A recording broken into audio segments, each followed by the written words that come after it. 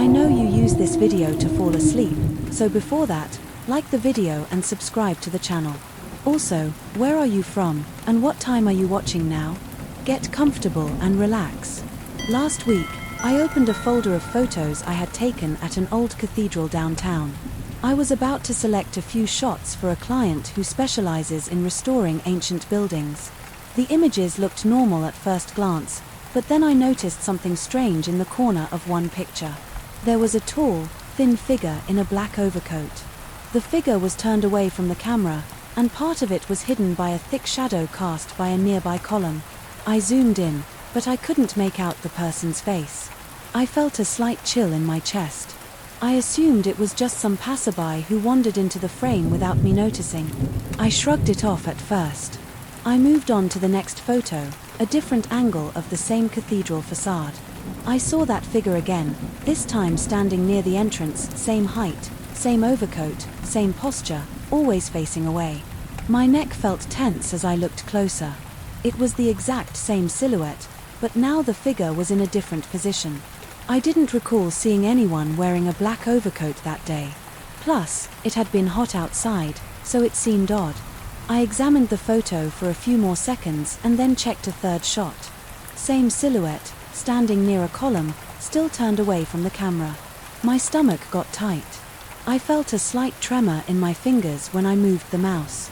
I closed the photos and told myself I was just overthinking. The next morning, I decided to do some color corrections. I wanted to finalize those photos because I had a deadline.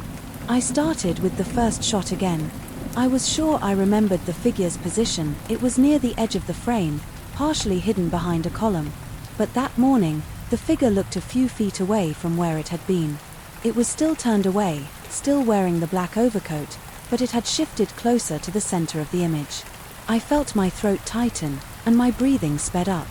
I thought maybe I'd mistaken the exact position, so I tried to compare it to a screenshot I had taken the day before. I didn't have that screenshot anymore, though, because I had only taken a quick look. So, I had nothing to compare. Still, I was convinced the figure had moved. I tried to ignore it, but I couldn't. I went through the rest of the images. In each one, the figure's position seemed different from the last time I saw it. In some shots, it was close to an archway. In others, it was near a stairwell, always turned away, always partially hidden in a shadow. My neck got stiff, and a light sweat started on my forehead. I felt a weird tingling in my lower back. Part of me wanted to shut down my computer and walk out, but I also felt a compulsion to keep looking. It was like I needed to confirm I wasn't losing my mind. Later that evening, I returned to my desk and decided to look at older files. I pulled up pictures from another shoot I had done a few weeks before at a derelict monastery on the outskirts of town. It was a set of high-resolution shots meant for an architecture magazine. I clicked through them one by one. They looked fine until I reached the last few. I saw that same tall figure in a black overcoat in the background of a shot taken inside a courtyard. It wasn't obvious at first, but there it was, standing under a dark arch, shoulders hunched forward, face turned away. I felt a sharp stab of anxiety. My pulse raced. I checked the next photo in that series. The figure was closer to the left edge now, still facing away, half of its body hidden by a stone pillar. I tried to think logically. Maybe it's a glitch from the camera or some weird lighting issue. But it didn't make sense because the figure clearly had the shape of a person. The black overcoat had distinct folds. The silhouette was consistent. I stared at the screen until my eyes felt dry and strained. I didn't know what to do, so I saved everything, shut down my computer, and decided to go get some air. The next day, I was hired to take photographs of a rundown Romanesque church in a forgotten neighborhood. It was part of a personal project I was doing. I kept thinking about that figure in my shots, but I tried to focus on my work. The church was old and crumbling. There was moss on the walls, and the smell of damp stone hung in the air. I walked around, snapping different angles. I always use a tripod for architecture photography because I want perfect alignment. That day, I kept looking over my shoulder, checking if anyone was around. I heard distant street noise, but no footsteps. The place felt deserted the entire time. My muscles were tense, and I had a slight headache from all the stress. When I went home, I felt uneasy about reviewing those new photos. I needed to, though, because I had to see if the figure appeared again. I set up my laptop on the dining room table. My palms felt sweaty. I opened the folder of RAW files, scrolled through the thumbnails, and everything looked normal at first. Then I opened the images in full screen. On the third image, I saw a faint shape in the far right corner. I zoomed in. There it was again, tall, thin, black overcoat, back turned. I leaned in so close my nose almost touched the screen. My heart thumped in my chest. I clicked through a few more shots. The figure was in 4 of them, each time in a different spot, sometimes near a column, sometimes by a broken bench, always turned away. The figure never faced me, and it was always partially hidden by shadows. It felt like a bad dream, but I was awake.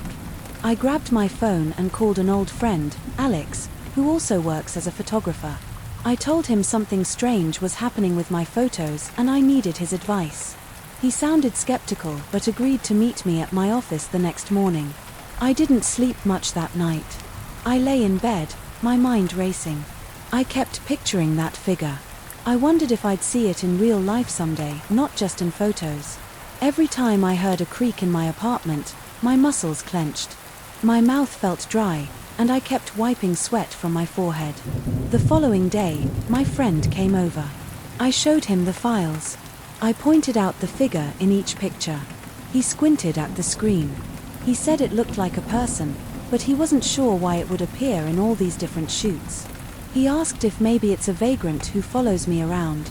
I said that made no sense because these locations were all over the city, and I never saw anyone in a heavy coat. Plus, the angles didn't match up.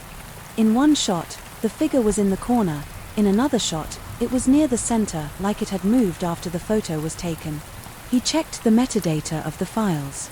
Everything was normal, no signs of tampering, no overlays, or weird exposure issues. He shrugged and said he had no explanation. He suggested I take a break or see a counselor in case I'm dealing with stress or anxiety. I felt a little offended, but I understood he was just trying to help. I spent the next 2 days trying to ignore the problem. I told myself it was a coincidence or some bizarre technical glitch. Still, I couldn't stop thinking about it. I decided to do one more shoot to see if the figure would appear again. I chose an abandoned cloister near an industrial zone. I arrived late in the afternoon. The sky was overcast, and there was a slight wind rustling through some dry weeds. The cloister had thick stone walls and a row of arches along one side. The place smelled like dust and old plaster. I set up my tripod and began taking photos of the courtyard. I listened carefully for any sign of footsteps or movement. Nothing, just distant traffic sounds and the wind. I shot for about an hour, changing angles, adjusting my lens, and checking the lighting. My camera felt heavy in my hands, and my shoulders were stiff. I kept glancing around me, scanning the shadows. At one point, I thought I saw a dark shape near the far end of the courtyard, but when I looked straight at it, there was nothing there. My stomach dropped, and my mouth felt dry. I decided I'd taken enough shots. I packed up quickly and left. That evening, I sat in front of my computer, anxious to review the new images. My fingers felt cold, and my heartbeat was a bit faster than usual. I opened the files one by one. The first few looked normal. Then I reached an image of the courtyard from a high angle. In the background, near a crumbling pillar, there was that figure in the black overcoat. I leaned back in my chair, letting out a shaky breath. The figure was turned away, head slightly tilted, like it was listening for something. My legs felt weak, and a prickly sensation ran up my arms. I flipped to the next image. The figure had moved a few feet closer to another column, same posture, always turned away. My chest felt tight, and I clenched my jaw. I didn't know what to do. I tried to edit the photos, removing the figure with a cloning tool. But every time I saved a version without the figure, I'd open the file again and see it there. It was like the figure wouldn't stay deleted. I even tried exporting a JPEG and then rechecking it. The figure remained. My breathing got shallow, and I had to step away from my computer for a moment. I walked around my living room, rubbed my hands together, and tried to calm down. I felt like I was stuck in a nightmare, but everything felt real. The next day, I printed a couple of those photos on high-quality paper. I wanted to see if the figure would appear in print. It did, clear as day, in the exact same spot where I'd seen it on the screen. I pinned those prints on a board in my office. Each time I walked past them, I had the impression the figure was slightly shifting position, like it was inching its way across the frame. I started avoiding that board because it made me feel uneasy. My chest would tighten, and I'd feel a surge of adrenaline whenever I glanced at those prints. After a few days, I decided I needed to investigate one of the locations. I chose the old cathedral where I first saw the figure. I arrived in the late afternoon, hoping to recreate the shots. The place was mostly empty. A few tourists milled around with cameras, but I didn't see anyone in a black overcoat. I waited until the sun was low, trying to match the light conditions from before. I set up my tripod in the exact spot where I had taken that original photo. I took a series of shots, checking them right away on the camera's LCD screen. Everything looked normal, no strange figures, no sign of anything out of place. Feeling a bit relieved, I wandered deeper into the cathedral's courtyard. There were tall columns and arches with patches of moss clinging to the stone. I took a few more photos. Then I caught a glimpse of something dark in my peripheral vision. I snapped my head around, but I only saw an empty walkway. My heart pounded, and my skin felt clammy. I decided it was time to leave. I didn't want to push my luck. Later that night, I uploaded those new shots to my computer. I checked each one carefully. They all looked fine, no sign of the black-coated figure. I began to feel a small sense of relief. Maybe I was finally done with this. Maybe I had just imagined the shifting positions in my older photos. I spent about an hour going through them and organizing everything. Then, out of curiosity, I opened one of the older folders. I picked a random shot of the old monastery. The figure was in it, as usual, near a column. I glanced at it for a second, thinking it looked the same as before. Then I noticed something. The figure was definitely closer to the foreground than the last time I remembered. It looked bigger, like it had stepped forward. My stomach sank, and I felt lightheaded. I shut my laptop immediately and took a few deep breaths. Now, I'm sitting here telling you this story because I don't know what's going on. I keep all my files on a secure drive. Nobody else has access to them. I don't see how these images could be manipulated. Every time I try to remove the figure, it comes back. Every time I compare two shots, the figure seems to have moved between the times I viewed the photos. It's always turned away, wearing that black overcoat, hiding in some patch of shadow. My mind keeps racing with questions I don't have answers to. All I can do is keep taking photos and hope that one day I'll open a folder and find that the figure has disappeared. Until then, every time I load up a new set of architecture shots, my heart skips a beat. I don't know if this will ever stop. I've started avoiding new photography gigs in old places. I'm thinking of switching to another type of work, maybe portraits or studio stuff. But I can't shake the feeling that no matter what I do, the figure in the black overcoat is still there, waiting for me to look again.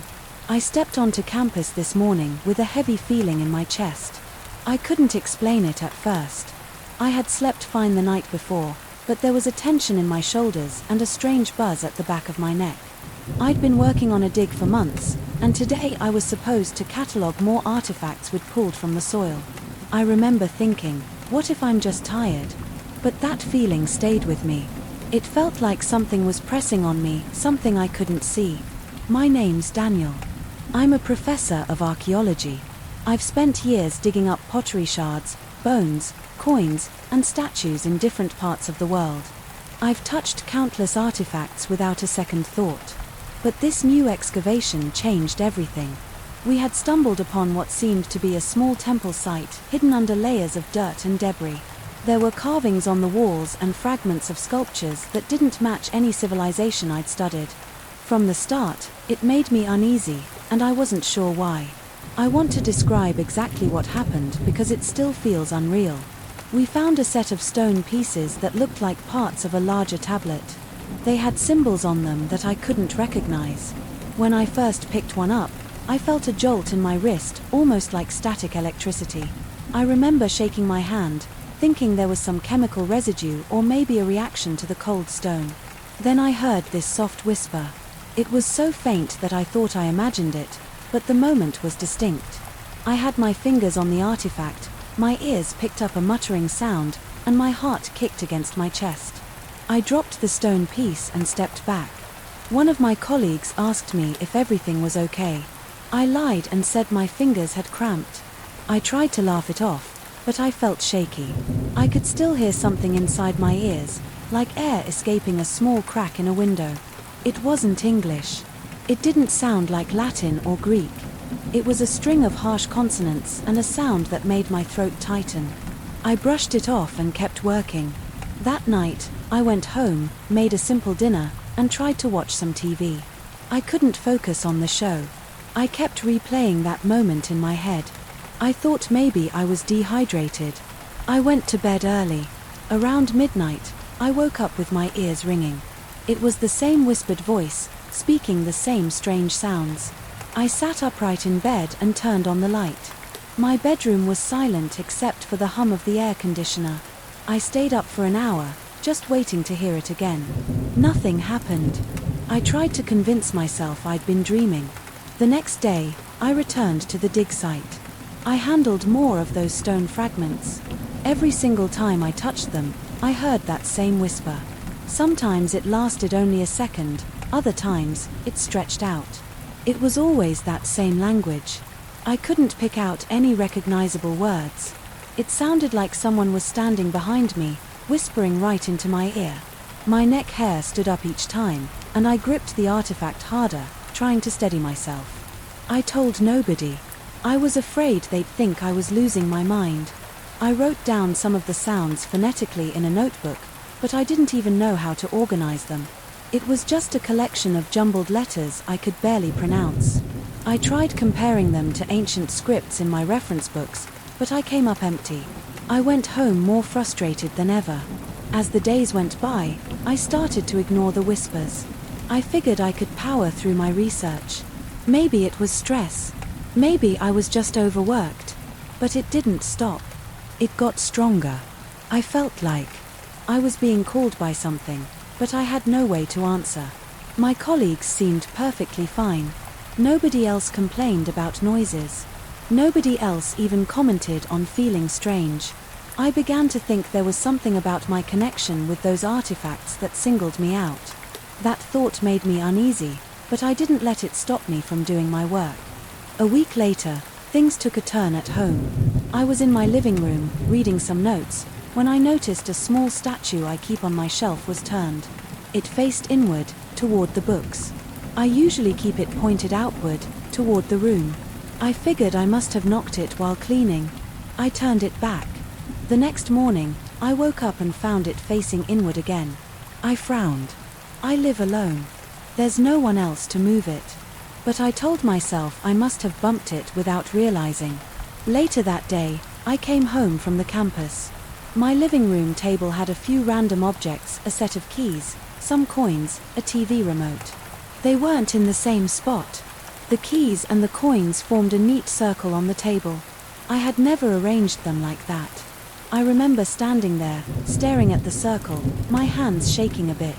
I picked up my phone, checked the time, then put it back in my pocket. I told myself I was just being paranoid. I scattered the coins and put the keys back on a hook, but my gut churned. That night, I turned off the lights and tried to sleep. I kept hearing faint creaking sounds from the living room.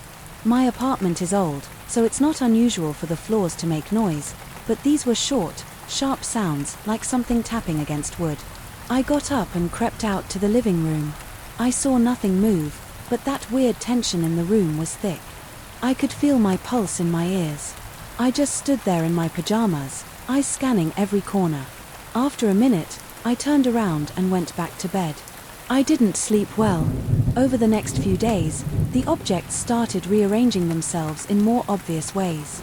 One time, I found several books stacked on my kitchen table, each opened to pages that had strange symbols, the kind that resembled the carvings from the dig site.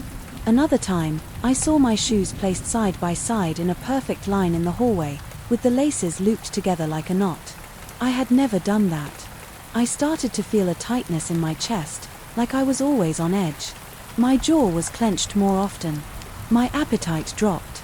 I drank more coffee than usual, just trying to keep my energy up. I tried to ignore everything that was happening, but I couldn't. One afternoon, I decided to get to the bottom of it. I grabbed my notebook with those phonetic scribbles of the whispers. I sat down in my study and listened to some recordings of ancient languages I had saved on my computer. I tried to see if any syllable matched. Hours went by. My eyes felt dry from staring at the screen. My notes made little sense. I heard no direct match. I slammed the notebook shut and rubbed my temples. I muttered to myself, "What am I missing?" That same night, I was lying in bed, staring at the ceiling. My heart started pounding for no reason. My arms felt cold. I swung my legs off the bed, walked to the living room, and turned on a lamp. I froze when I saw the objects on the coffee table. They were arranged in a spiral: pens, coins, a lighter, my remote, even a small decorative box, all lined up in a tight spiral pattern that matched the swirling design I'd seen on one of the temple's walls during the excavation. I remembered that carving clearly. It had been on a collapsed pillar. There was no way this was a coincidence. I approached the table and touched the remote. I felt a vibration in my fingertips. My mind raced. I looked around the apartment, expecting to see someone hiding in the corners. Nobody was there. I was alone. My breathing became shallow.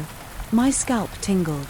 I picked up the phone to call a colleague, but I realized I had no good explanation for what was happening. I put the phone down and paced the room. I felt I was being watched, but there was no one there. I had to do something. So, I decided to bring one of the smaller stone artifacts to my apartment. I wanted to see if it triggered the whispers in a controlled environment. That might sound reckless, but I was desperate. The next day, I took a piece of the stone from the lab. It was about the size of my palm, covered with 3 lines of that unreadable script. I wrapped it in a cloth and put it in my backpack. When I got home, I cleared everything off my kitchen table. I set the stone in the center. I pulled out a small handheld recorder. My plan was to talk through what I was experiencing in real time. I took a deep breath, steadied my hands, and pressed record. I touched the stone with my fingertips and listened. The whispers came instantly. It was like a breeze blowing right by my ear. I felt my shoulders tighten. My pulse thumped in my neck. I leaned closer, waiting for the words to make sense, but they never did. It was just a string of guttural sounds. While my fingers were on the stone, something rattled behind me. I spun around and saw a glass shift on the countertop. It moved about an inch on its own, making a scratching sound as it dragged across. I let go of the stone. The whispering stopped. My heart was racing, and sweat lined my forehead. I pressed stop on the recorder and played it back. I heard my own breathing and a faint static hum, no whispers, no dragging sound, nothing. The audio was clear, but it didn't catch what I heard in person. That made me even more uneasy. That night, I propped a chair against my bedroom door before going to sleep. I felt silly doing it, but I wanted some sense of security. I dozed off, but I woke up around 3 a.m. to a dull thud. I turned on my bedside lamp. My bedroom door was wide open. The chair was lying on its side in the hallway. My stomach twisted. I got out of bed, heart pounding, and walked over to the door. There were marks on the floor where the chair had scraped the wood. I looked left and right. The rest of the apartment was dark. I whispered to myself, "Hello?" Nobody answered. Over the next week, the activity escalated. Sometimes I'd walk into a room and find everything on one side, like someone had swept all the items across the table in a single motion. Other times, I'd hear muffled voices in the middle of the night, but whenever I tried to record them, nothing showed up on the device. I got jumpy. I started checking the corners of rooms, opening closets before I could relax. My face felt hot most of the time, like I was running a fever, but my temperature was normal. Back at the dig site, I finally told one of my colleagues, Alan, that something felt wrong about these artifacts. I didn't go into detail about the objects moving at home, I just hinted that I was hearing things. He said I was probably overwhelmed and should take a break. He offered to take over some of the cataloguing. I thanked him, but I still went back to the site that evening to examine the stone walls again. I found more carvings that matched the patterns forming in my apartment, spirals, jagged lines, and rows of those cryptic symbols. My chest got tight, and I felt a flicker of panic. I left in a hurry, making up an excuse about needing to prep for my next lecture. That night, I tried one last experiment. I placed the artifact on my coffee table in the center of the living room. I left all my lights on. I stood a few feet away, arms crossed, watching for any movement. My body was tense, my breath was shallow. After about an hour, I got tired and started pacing. Then I noticed my bookshelf. The books were sliding out, one by one, about an inch each. My hands trembled. I took a step closer, and they slid back into place. I jumped. My legs felt weak. I leaned against the wall, trying to stay upright. I walked over to the artifact and picked it up. The whispering began. I held it close, listening, trying to pick out patterns in the sounds. My eyes watered from the strain of focusing so hard. I whispered back, "What do you want?"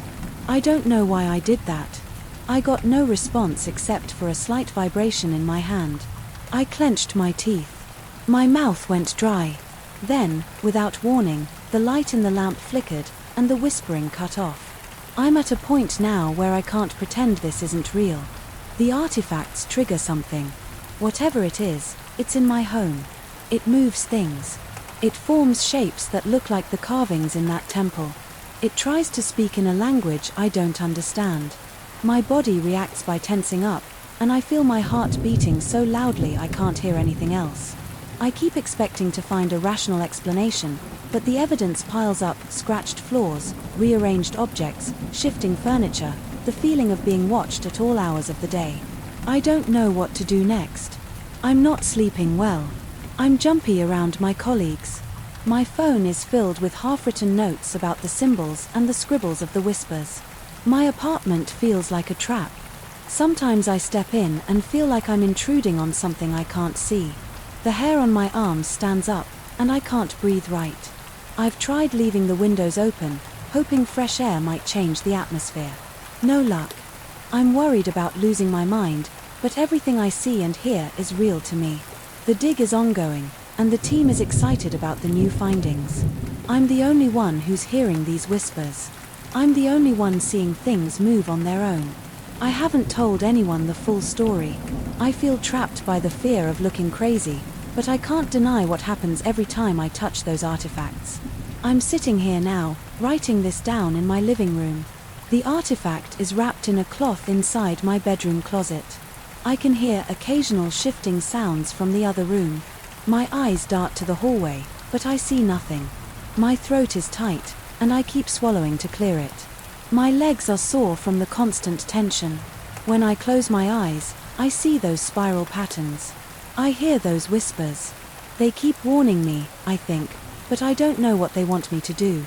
Every time I try to ignore them, things escalate. I'm stuck in a loop.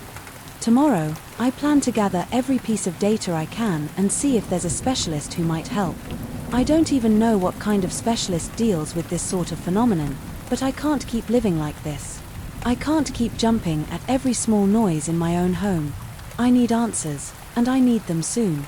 If these whispers are a warning, then I need to figure out what the threat is. If it's something else, then I have to figure out how to shut it down. Because right now, I feel like a stranger in my own life, unable to trust my own senses. I hear another sound in the closet, a soft thump. My entire body tightens. I look toward the door, but I'm too tired to check again. I'll wait until morning. Maybe it'll be quiet then. Maybe I'll be able to focus on the research. Maybe I'll find a clue in those books that will help me decode the whispers. I don't know. All I know is that I'm not making this up. Something's happening, and it started the moment I touched those artifacts. I can't take back what I did. All I can do is face it, one day at a time, until I discover the truth. I never expected a package like that. It came in a thick envelope with my name spelled out in neat black letters. Inside, I found legal papers telling me I was now the owner of a Victorian mansion left behind by some distant uncle I had never met. I remember standing in my office with the documents spread across my desk, feeling my palms get damp as I flipped through the pages. I had sold real estate for years, but I'd never owned anything like this. The idea of taking on a big project seemed exciting at first. I pictured a straightforward renovation, a quick sale, and a solid commission in my pocket. But the moment I stepped onto the property, I felt a strange heaviness in my stomach, like something was off. I'm used to old houses with creaking floors and musty smells, but this place felt different from the first second. The mansion stood 3 stories high, with turrets and pointed roofs. Its wood siding was weathered and faded. There was a long driveway leading up to a tall iron gate. The gate stuck in place when I tried to push it open, so I had to yank it until the metal groaned. Beyond it, an overgrown yard stretched around the entire structure. Weeds and vines wrapped around porch posts and half-buried statues. I heard birds rustling in a few dead trees. I saw a pair of crows perched on a cracked stone bird bath. They eyed me but didn't move when I walked by. I stepped onto the porch, noticing a few loose boards under my feet. The front door was thick, dark wood with a stained glass window near the top. I reached for the antique doorknob. It felt cold, colder than the air around me. When I turned the knob, the door resisted for a moment before swinging open with a loud squeak. Dust particles floated in the air of the entry hall. Light from outside illuminated swirling specks. I could taste the stale atmosphere in my mouth every time I inhaled. The place was huge. A wide staircase curved up to the second floor, and rooms branched off on both sides of the foyer. I took a few steps forward, my shoes leaving footprints in the thick layer of dust. Every step brought an echo, like the house was acknowledging my presence. The plaster on the walls looked cracked, and pieces of wallpaper curled at the edges. I saw a few cobwebs in corners and around a chandelier overhead. Everything looked dated, like the house had been stuck in another time. I ran my hand along a wooden banister. It felt smooth, almost oily, like someone had polished it recently despite the dust covering everything else. I moved into the first room on the right. It seemed like a sitting room with a pair of large windows facing the front yard. A grimy mirror hung on one wall, framed with ornate brass details shaped like ivy leaves. I looked into the mirror and noticed something I couldn't explain. The reflection didn't seem to match the room exactly. There was a tall bookshelf in the reflection that wasn't there behind me in real life. I turned around, expecting to see it, but the wall was bare except for old wallpaper and a fireplace. I turned back to the mirror, and it still showed that bookshelf. My heart beat a little harder in my chest. I tried to brush it off. Maybe I was seeing a leftover reflection from an earlier daydream or something. I stepped closer to the mirror, leaned in, and squinted. The image stayed the same. The strange bookshelf was there, and I could see a few antique chairs that definitely weren't in the room behind me. I felt a chill crawl along my arms. I shook my head, took a breath, and left the sitting room. In the next few days, I brought in some basic supplies. I had a plan: tear up the old floors, repaint walls, fix the plumbing, then flip the place. On the first morning, I began clearing out debris in the foyer. I dragged out heavy boards and garbage. I cleaned a few windows to bring in more light. By evening, I had removed most of the crumbling wallpaper in the entry hall. I was tired and covered in dust, so I decided to call it a day. I stepped outside, locked the front door, and drove off to a small motel I'd booked. When I returned the next morning, my stomach dropped. The wallpaper was back on the walls, exactly as it had been before I started tearing it down. It looked just as old and torn, with dust and cobwebs I'd cleaned now back in place. It was like I had never touched the place. I had spent hours removing all that material, and now it was right there, as if my work had never happened. I felt a pang of unease spread through my chest, but I tried a different approach. I went upstairs and removed a heavy dresser from what I guessed was the master bedroom. I carried it down to the yard and left it outside, planning to haul it to a junkyard. Then I started fixing a few broken steps on the main staircase. I hammered new wood into place. The steps felt solid under my foot when I was done. That night, I drove back to my motel, trying to ignore the weird tension in my shoulders. The next day, I walked in and saw that the staircase was back to its original broken state. The new planks I'd hammered in were gone. I cursed under my breath and ran outside. That dresser I dragged to the yard had vanished. I found it back in the master bedroom, sitting exactly where it had been before. I stood there, my heart pounding, wondering if I was losing my mind. There was no sign of any forced entry. Nothing indicated someone else had come in overnight to undo my work. Everything was locked when I left, and it was still locked when I returned. This wasn't normal. I decided to stay overnight. I thought maybe I'd catch whoever was messing with me. I set up a cot in the front parlor. I left the lights on in most rooms, figuring I'd see or hear something if it happened again. By midnight, I was still sitting on the cot, wide awake. My body felt tense, my shoulders ached. Every noise made me jump, a creak in the rafters, a gust of wind rattling the windows. Around 1 o'clock in the morning, I heard a soft dragging sound from upstairs, like furniture moving. I grabbed a flashlight and climbed the stairs quietly, trying not to let them creak too much. At the top, I noticed the hallway looked darker than before. A few light bulbs I had turned on earlier were now off. I pointed my flashlight down the corridor. The beam revealed dust motes floating around, but I didn't see anything else. Then I heard what sounded like a soft scraping. I followed it to a room at the end of the hall. The door was slightly ajar. I nudged it open and swept the flashlight around. The furniture was in the same position as before. I stood still, listening to my own breathing. After a few seconds, the sound stopped completely, leaving only the quiet hum of my flashlight. I was shaking a little. My hands felt clammy, and my mouth was dry. I stayed there for maybe 5 more minutes, waiting for something else to happen, but nothing moved or made any noise. When morning came, I went downstairs, and sure enough, any small fixes I'd tried to do before I went to bed had been reversed. The nails I'd driven into a loose banister were gone. A loose doorknob I tightened was back to wobbling. It felt like the house itself refused to let me change it. I paced around the foyer, rubbing my neck. I felt a headache forming at my temples. I couldn't figure out how this was happening. A week passed with me trying the same thing in different rooms at different times. Every single improvement vanished by the next morning. One afternoon, I walked through the upstairs hallway, looking at the old pictures on the walls. They showed people in stiff, old-fashioned clothes standing in front of the same mansion. Their expressions were blank, and their eyes looked strange in those faded photographs. I recognized one face from the documents my uncle's lawyer had sent. He was older, wearing a suit with tails, standing at the base of the front steps.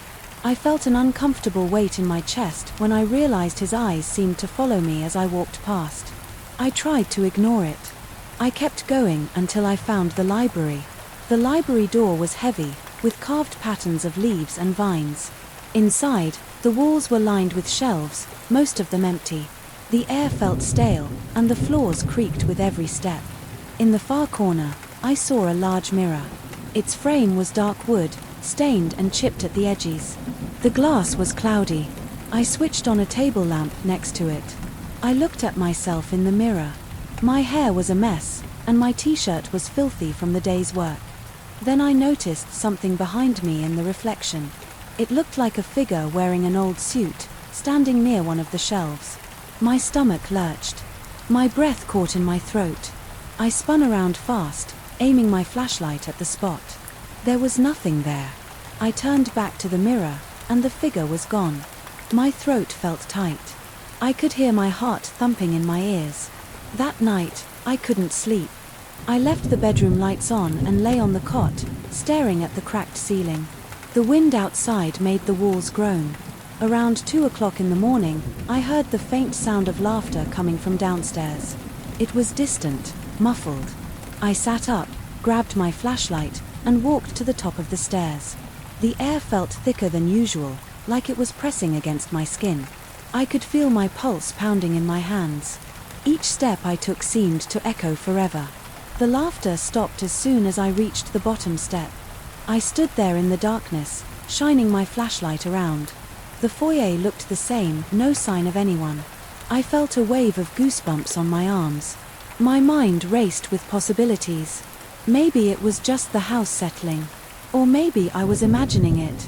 Still, I checked every room, shining light into corners and behind furniture. Nothing.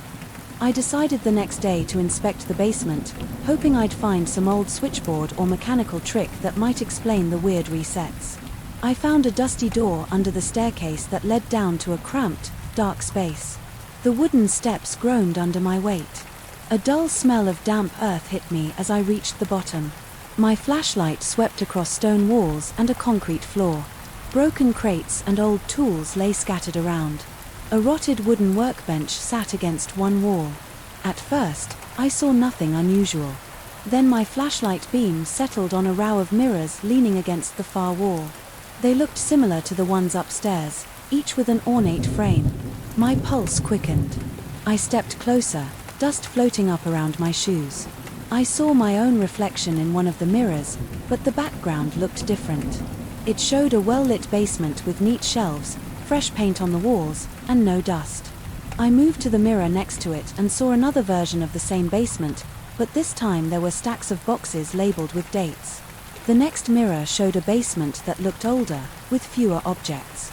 I stepped back, feeling sweat on my forehead. These mirrors showed different times, like snapshots of the house's past. I heard my own breathing get heavier. My mouth felt dry. I tried to calm down, thinking this might be some old trick or a leftover from the previous owner's collection. But there was no logical reason for these images to appear. When I went back upstairs, I looked at each mirror I had seen before. In every one, I saw little hints of a different era. One hallway mirror showed electric lamps that hadn't been in the hallway 5 minutes before. Another showed a rug that no longer existed. In some reflections, I glimpsed people walking around in vintage clothing, going about their days as if the house was in its prime.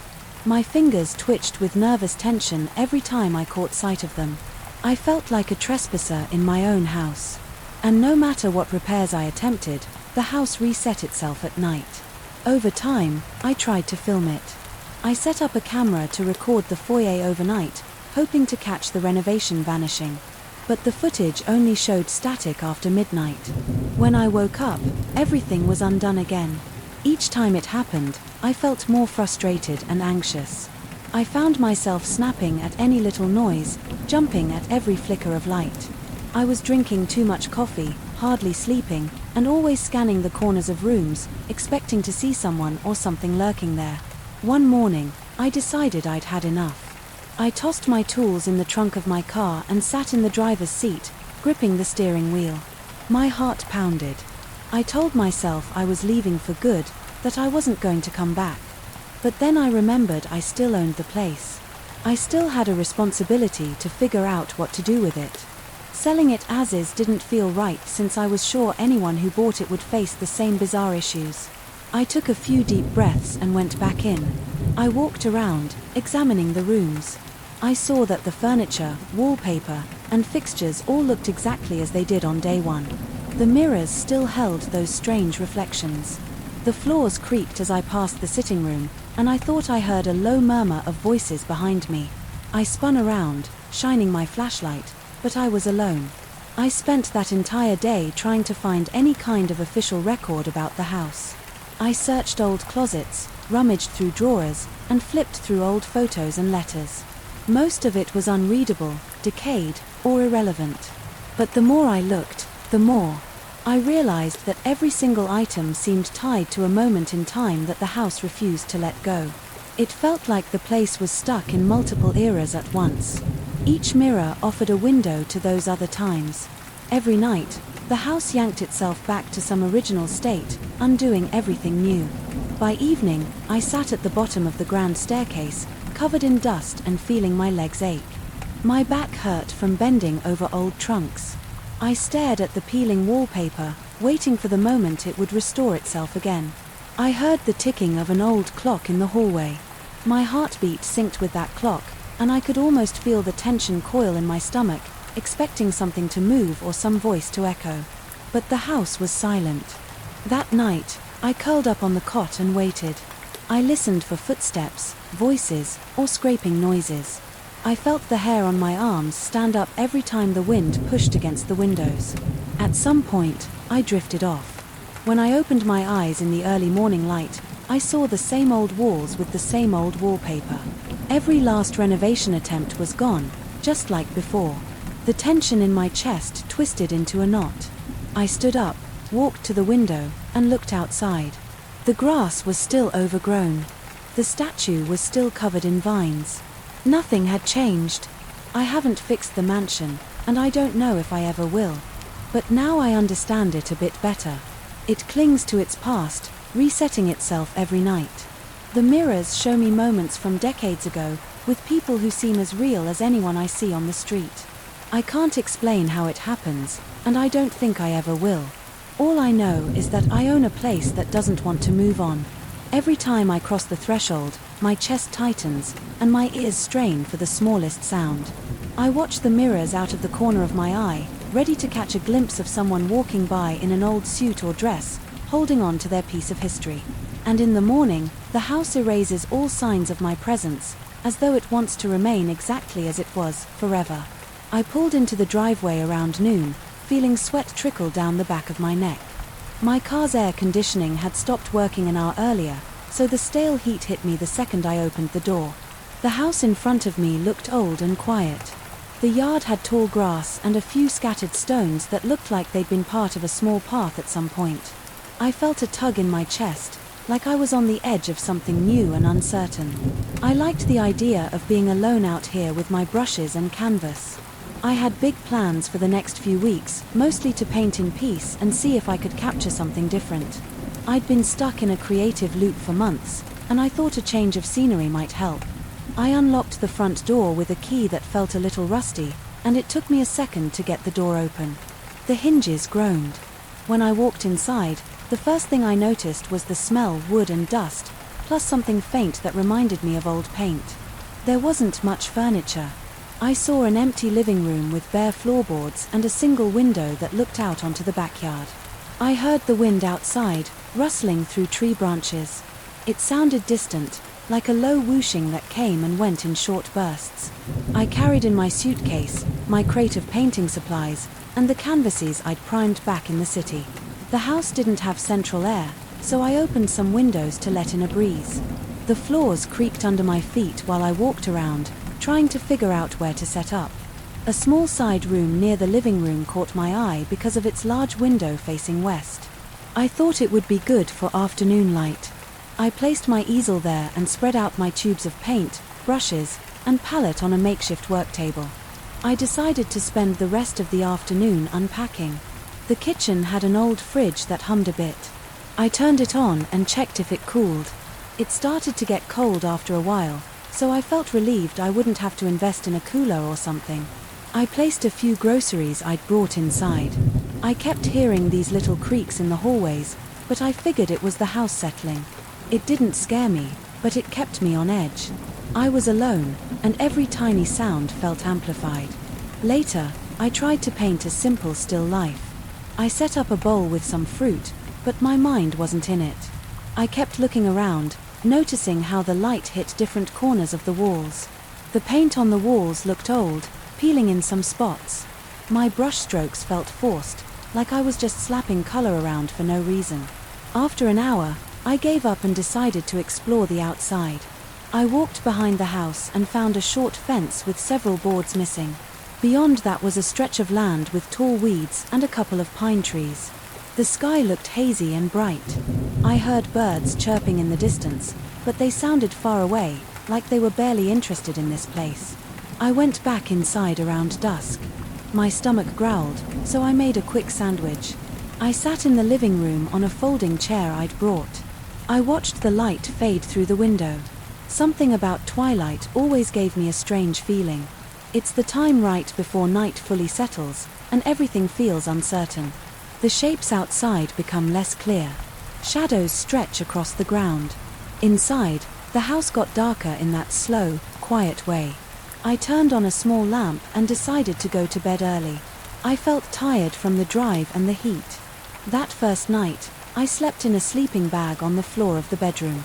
There was a thick layer of dust on the windowsill, so I cracked the window open for fresh air. I remember waking up at some point in the night because of a rustling sound in the hallway. I thought maybe a mouse or some small animal had gotten in. I listened for a minute, then heard nothing else, so I drifted back to sleep. In the morning, I checked my canvas from the day before. It looked the same, still just a half-finished still life. Nothing unusual about it. I decided to walk into town to buy some cleaning supplies and maybe some better lights for my work area. The town was about a 15-minute drive, but I wanted the exercise. The country road didn't have a sidewalk, but there wasn't much traffic. I saw a few cars go by, and each time I got a small wave or nod from the drivers. People here seemed more relaxed than in the city.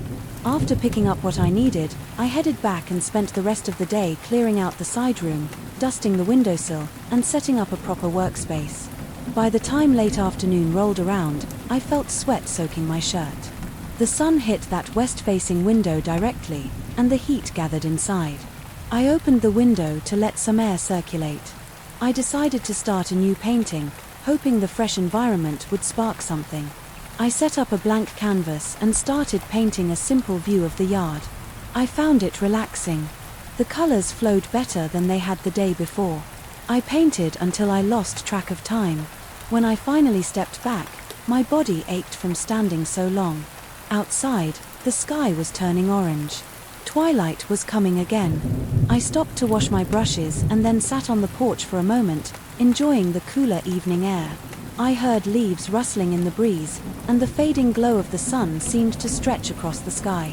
I felt calm. That night, I slept more soundly. I didn't hear any strange noises, or maybe I was just too tired to notice. In the morning, I got up, brushed my teeth, and made some coffee. I went straight to my new painting to see how it looked in the daylight. My eyes locked on it, and I felt my heart rate kick up. The scene I had painted was still there, but something was off. I could see new details that I hadn't painted. There were shapes in the painting's background that resembled a couple of people standing near the fence. They weren't detailed, more like outlines, but it was clear there were two figures there. That wasn't in my original painting. I tried to remember if I'd painted something and forgotten about it, but I knew I hadn't. I had been painting only the yard, the trees, and the fence line. I touched the canvas, running my fingertips over the paint. It was dry. The outlines felt like they'd been there all along, but I knew they hadn't. My throat felt tight, and a wave of nausea rolled through me. I tried to shake it off, telling myself that maybe I'd painted something abstract and forgot. But it didn't feel right. I decided not to think about it too hard. I figured maybe I just got carried away and forgot. That afternoon, I went outside to check the fence. There were no footprints or any sign that someone had been there. The grass was tall and undisturbed. I felt a little uneasy, but I kept telling myself it was my imagination. I spent the day painting another canvas, this time focusing on a corner of the living room. I was careful with my brush strokes, making sure I painted only what I saw: the wooden floor, the one window, and the dusty corner with a small crack. I finished around sunset and left the canvas to dry in the side room. At night, the house felt especially quiet. I couldn't shake a nervous tension that settled in my stomach. I heard the wind outside, and a few times I thought I heard a soft tapping on the wall. I stood still, waiting for it to happen again, but it didn't repeat. Eventually, I tried to sleep, though I tossed and turned for a long time. The next morning, I woke up early. My eyes felt heavy, like I hadn't rested. I went straight to check my new painting. The second I saw it, my stomach clenched. The canvas had changed again. In one corner, I saw the same two shapes from the first painting, but this time they were standing right by the window.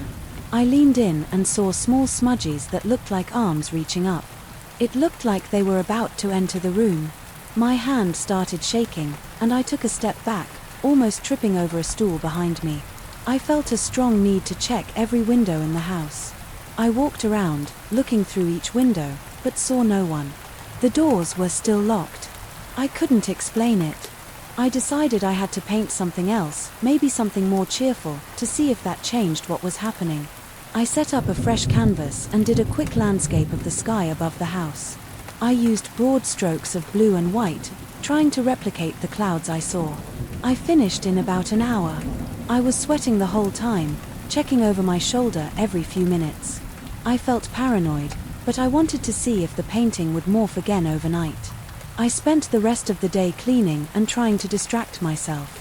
I looked around the house for any hidden compartments or old items that could explain these weird changes, but I found nothing. I even went into the crawl space under the house, shining a flashlight around. It was empty except for some spiderwebs and dirt. My heart pounded the whole time I was down there.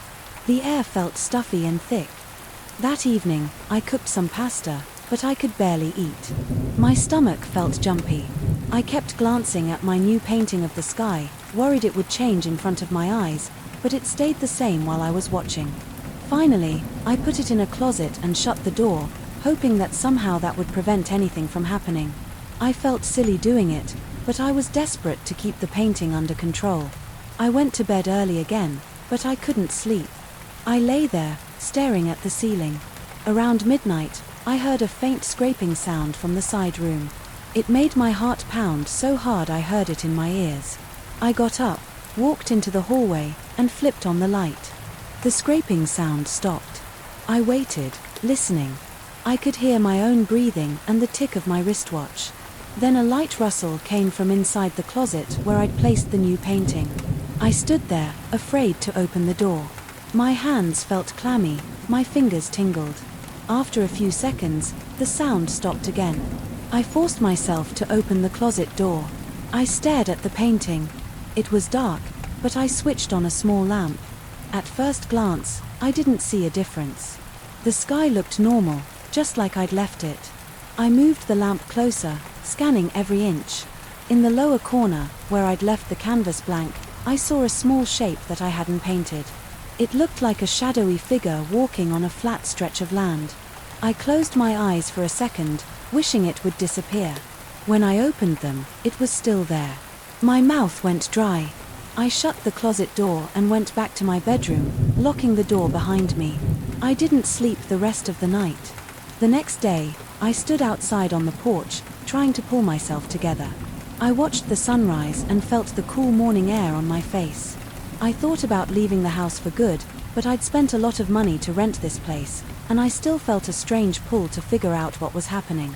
My mind jumped to the idea that maybe these paintings were showing me something. It felt crazy, but I couldn't ignore it. The paintings showed these figures, always at twilight or close to it. They seemed to be moving closer each time, like they were approaching me. I decided to test it. I started a new canvas around noon. This time, I painted a simple image of the front yard and the gravel driveway. I took my time, making sure I only painted what I saw.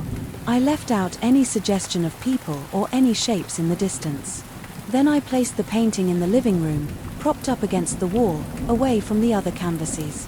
I made a point to check on it every hour until sunset. It never changed while I was watching.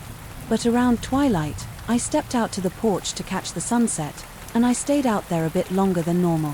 When I came back inside, I went straight to the living room. My heart sank. The painting had changed. In the background, near the edge of the driveway, I saw something that looked like a car parked on the side of the road. It looked old and beat up. I hadn't painted that. I opened the front door and looked out at the driveway. There was nothing there. The road was empty. My hands shook as I closed the door. I could feel sweat on my forehead. It was happening again. I paced around the house, checking the windows, looking for any car. There was no one around. I couldn't think of any logical explanation. I sat down, drank some water, and tried to calm my breathing. By now, my body felt tense and twitchy. My muscles ached from the stress. I went back to the painting and stared at the car in it. It looked like it had a dent in the driver's side door. I couldn't figure out why that detail stuck out to me, but it did. It felt too specific. It wasn't random. Later that same evening, I heard an engine rumbling outside. I ran to the window and saw a car pulling up. It matched the one in my painting, right down to the dent. A man got out and looked around, probably checking directions on his phone. My heart pounded. I couldn't believe what I was seeing. I watched him for a few minutes until he got back in the car and drove away. My legs felt weak. The painting had shown me an event that hadn't happened yet, but then it did. I sank down on the couch, feeling all the energy drain out of me. It was real. For the next few days, I forced myself to stop painting, hoping that would end whatever was happening. But every night, I heard noises from the side room. Sometimes I heard soft clicks or scraping. When I checked the canvases, I always found new details added. One showed a lamp falling over. Another showed a door left wide open. These little things started happening in real life a day or two later. The lamp in the living room got knocked over by a gust of wind through the open window. The front door once blew open after I forgot to latch it. Each time, the painting matched the event before it happened. I felt trapped in a loop. I considered throwing the paintings away or destroying them, but I worried that might trigger something worse. Instead, I moved them all into the side room and covered them with old sheets. I tried to ignore them, but the house wouldn't let me. It creaked at night, and I swore I heard muffled movement behind the door. I kept thinking about those shadowy figures in the car that appeared. The events were small, but the pattern felt undeniable. One afternoon, I packed a bag and got ready to leave. I didn't want to stay anymore. I'd had enough of the unexplained changes and the tension that made me jump at every sound. But while I was walking to my car, I glanced back at the house. The sun was hitting the windows in a strange way, almost blinding me. I stepped back, shielded my eyes, and hesitated. Something inside told me that the moment I left, I'd never understand what was going on. My chest felt tight with uncertainty. I decided to wait one more day. I wanted to see if there was a final painting that would show something bigger. Maybe I wanted closure. That night, the twilight came again. I sat in the living room, looking at the sheets covering the canvases in the side room. My hands were sweaty, and my heart thumped. I kept imagining the sheets moving. I sat there for hours. Around midnight, I heard the scraping noise. It was louder this time, like a knife edge dragging over wood. I stood up, walked to the side room, and opened the door. The sheets looked untouched, but I could see faint outlines through the fabric. I couldn't see the full images, just shapes. I took a breath and yanked the sheet off the nearest painting. My stomach flipped. The painting showed me standing on the front porch. My face looked tense, and I was staring at something in the distance. In the painting, the sky was a pale purple, the color it gets at twilight. That meant it hadn't happened yet. I looked closer and noticed a figure standing near the fence, like a silhouette, watching me. My pulse pounded. I glanced out the window toward the fence, but it was too dark to see anything. Then I threw the sheet back over the canvas, closed the door, and locked it. I couldn't handle more. Now, I'm sitting here, writing this down in the simplest way I can manage. The sun is just rising, and I'm counting the minutes until twilight comes again. I have my bag ready to go, but a part of me wants to see if that moment on the porch happens exactly like the painting showed. My body feels tense and exhausted. My heart hasn't stopped pounding since I looked at that last canvas. I feel like I'm standing on the edge of something I can't explain. The paintings keep shifting, and they keep showing things that happen later. I don't have a way to stop it or understand it. I only know that every brushstroke I left on those canvases has its own life now. I'm not going to wait forever. If I see that figure at the fence this evening, I'll leave right after. I can't stomach the idea of staying here any longer than that. But if the painting is right, and I do see someone there, then I'll know for sure this isn't some dream or trick of my mind. It's real. These images are changing on their own, and they're showing me events that haven't happened yet. My breath keeps catching in my throat when I think about it.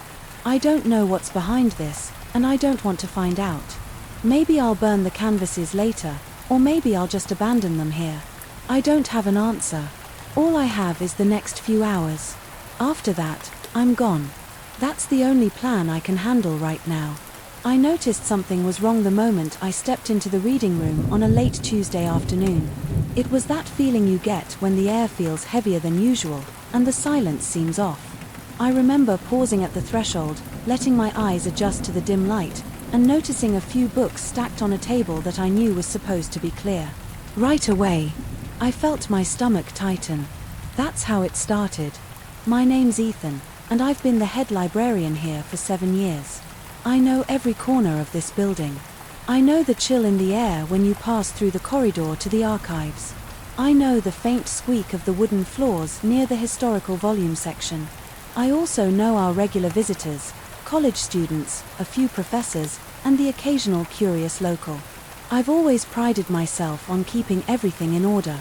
It's not an obsession, it's my job, and I've been good at it. 2 weeks ago, I found the first odd set of books.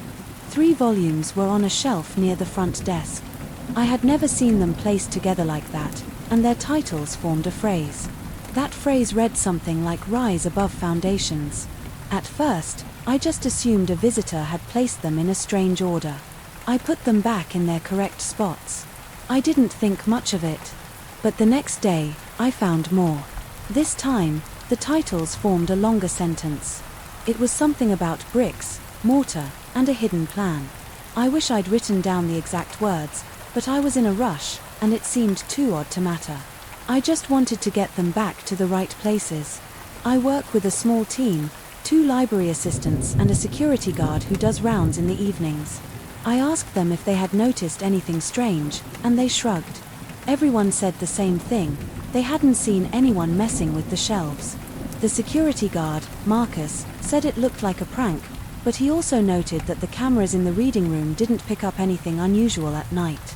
This library is old, so our cameras aren't the best, and some corners don't have coverage. Still, the fact that nobody had been caught rearranging the books was unsettling. A week went by. The rearrangements continued, and each time, the phrases got longer. They always hinted at something about the building's structure. One phrase said, "Layers of stone conceal the truth." Another read, "Written in old plans." It was like a series of clues, but I couldn't figure out what they were pointing to. I felt unsettled. My chest felt tight every time I walked into a room and saw a set of books lined up in this bizarre pattern. It wasn't just a random scattering of titles, it was always a coherent line of text, like a puzzle someone wanted me to read. After a few nights of poor sleep, I decided to dig into the library's historical records. This building goes back to the early 1900s. It used to be a city hall of sorts, then became a school, then got turned into a library in the 1970s. We have old floor plans, newspaper clippings, and official documents in our archives. They're usually all in boxes with labels on top. I remember opening the first box. My hands were shaking a bit. I don't know why. Maybe I was expecting to see something that would confirm my suspicions. Instead, I found a bunch of standard paperwork and old library policies. Nothing about hidden construction details. So, I grabbed another box. That was when things got strange. Some documents were missing. I checked the index of that box, which someone from the staff had typed up years ago, and I saw references to a blueprint and an original design proposal from 1905. But those items weren't there. I felt a rising tension in my gut. I closed my eyes for a moment, trying to stay calm. Then, I rummaged through more folders and found one labeled Building Renov. 1920 inside, there was a single page with a stamp on it. The text was almost illegible, but it mentioned something about a sealed chamber and a foundation stone. I started to sweat. It was the first time I had seen something that might connect to the weird book phrases on the shelves. I took that folder to my office. I locked the door and examined it under a bright desk lamp. The paper felt brittle. It smelled like dust and old glue. The words sealed chamber showed up twice. I also saw a mention of workers refusing to proceed. It looked like a piece of a larger document. There were references to a second page, but that page wasn't there. I got up, paced around the office a bit, and tried to think about who might be messing with the records. It could be a staff member, but that didn't make sense. They would have told me if they found something this strange, right? Unless they were playing some kind of elaborate prank. But for what reason? Over the next few days, I spent most of my time in the archives. The library was functioning as usual, but I was distracted. My assistants handled most of the front desk tasks, while I sifted through boxes and files. I found more inconsistencies in the historical documents. A lot of them referenced older repairs or expansions to the building, but pages were missing or scrambled. Once, I came across a folder that looked intact at first glance, but inside, the text had been replaced with random short paragraphs about something else entirely. It looked official but had no relation to the building. My heart was pounding. My fingers trembled when I lifted each page, expecting to see more nonsense. Sometimes, I'd see the word foundation or bricks or unknown section repeated, then the rest of the text would look like gibberish. Every evening, I'd check the main shelves before closing. I always found at least one or two new messages. They kept referring to an old story about how this building was constructed on top of something older. There was a phrase one night that said, "Refuge built upon sacred remains." I felt my breath catch in my throat. I couldn't figure out what it meant, but it made me uneasy. My mind was racing with ideas. I wondered if the building had some secret basement or corridor that I didn't know about. I decided to bring Marcus, the security guard, into the loop.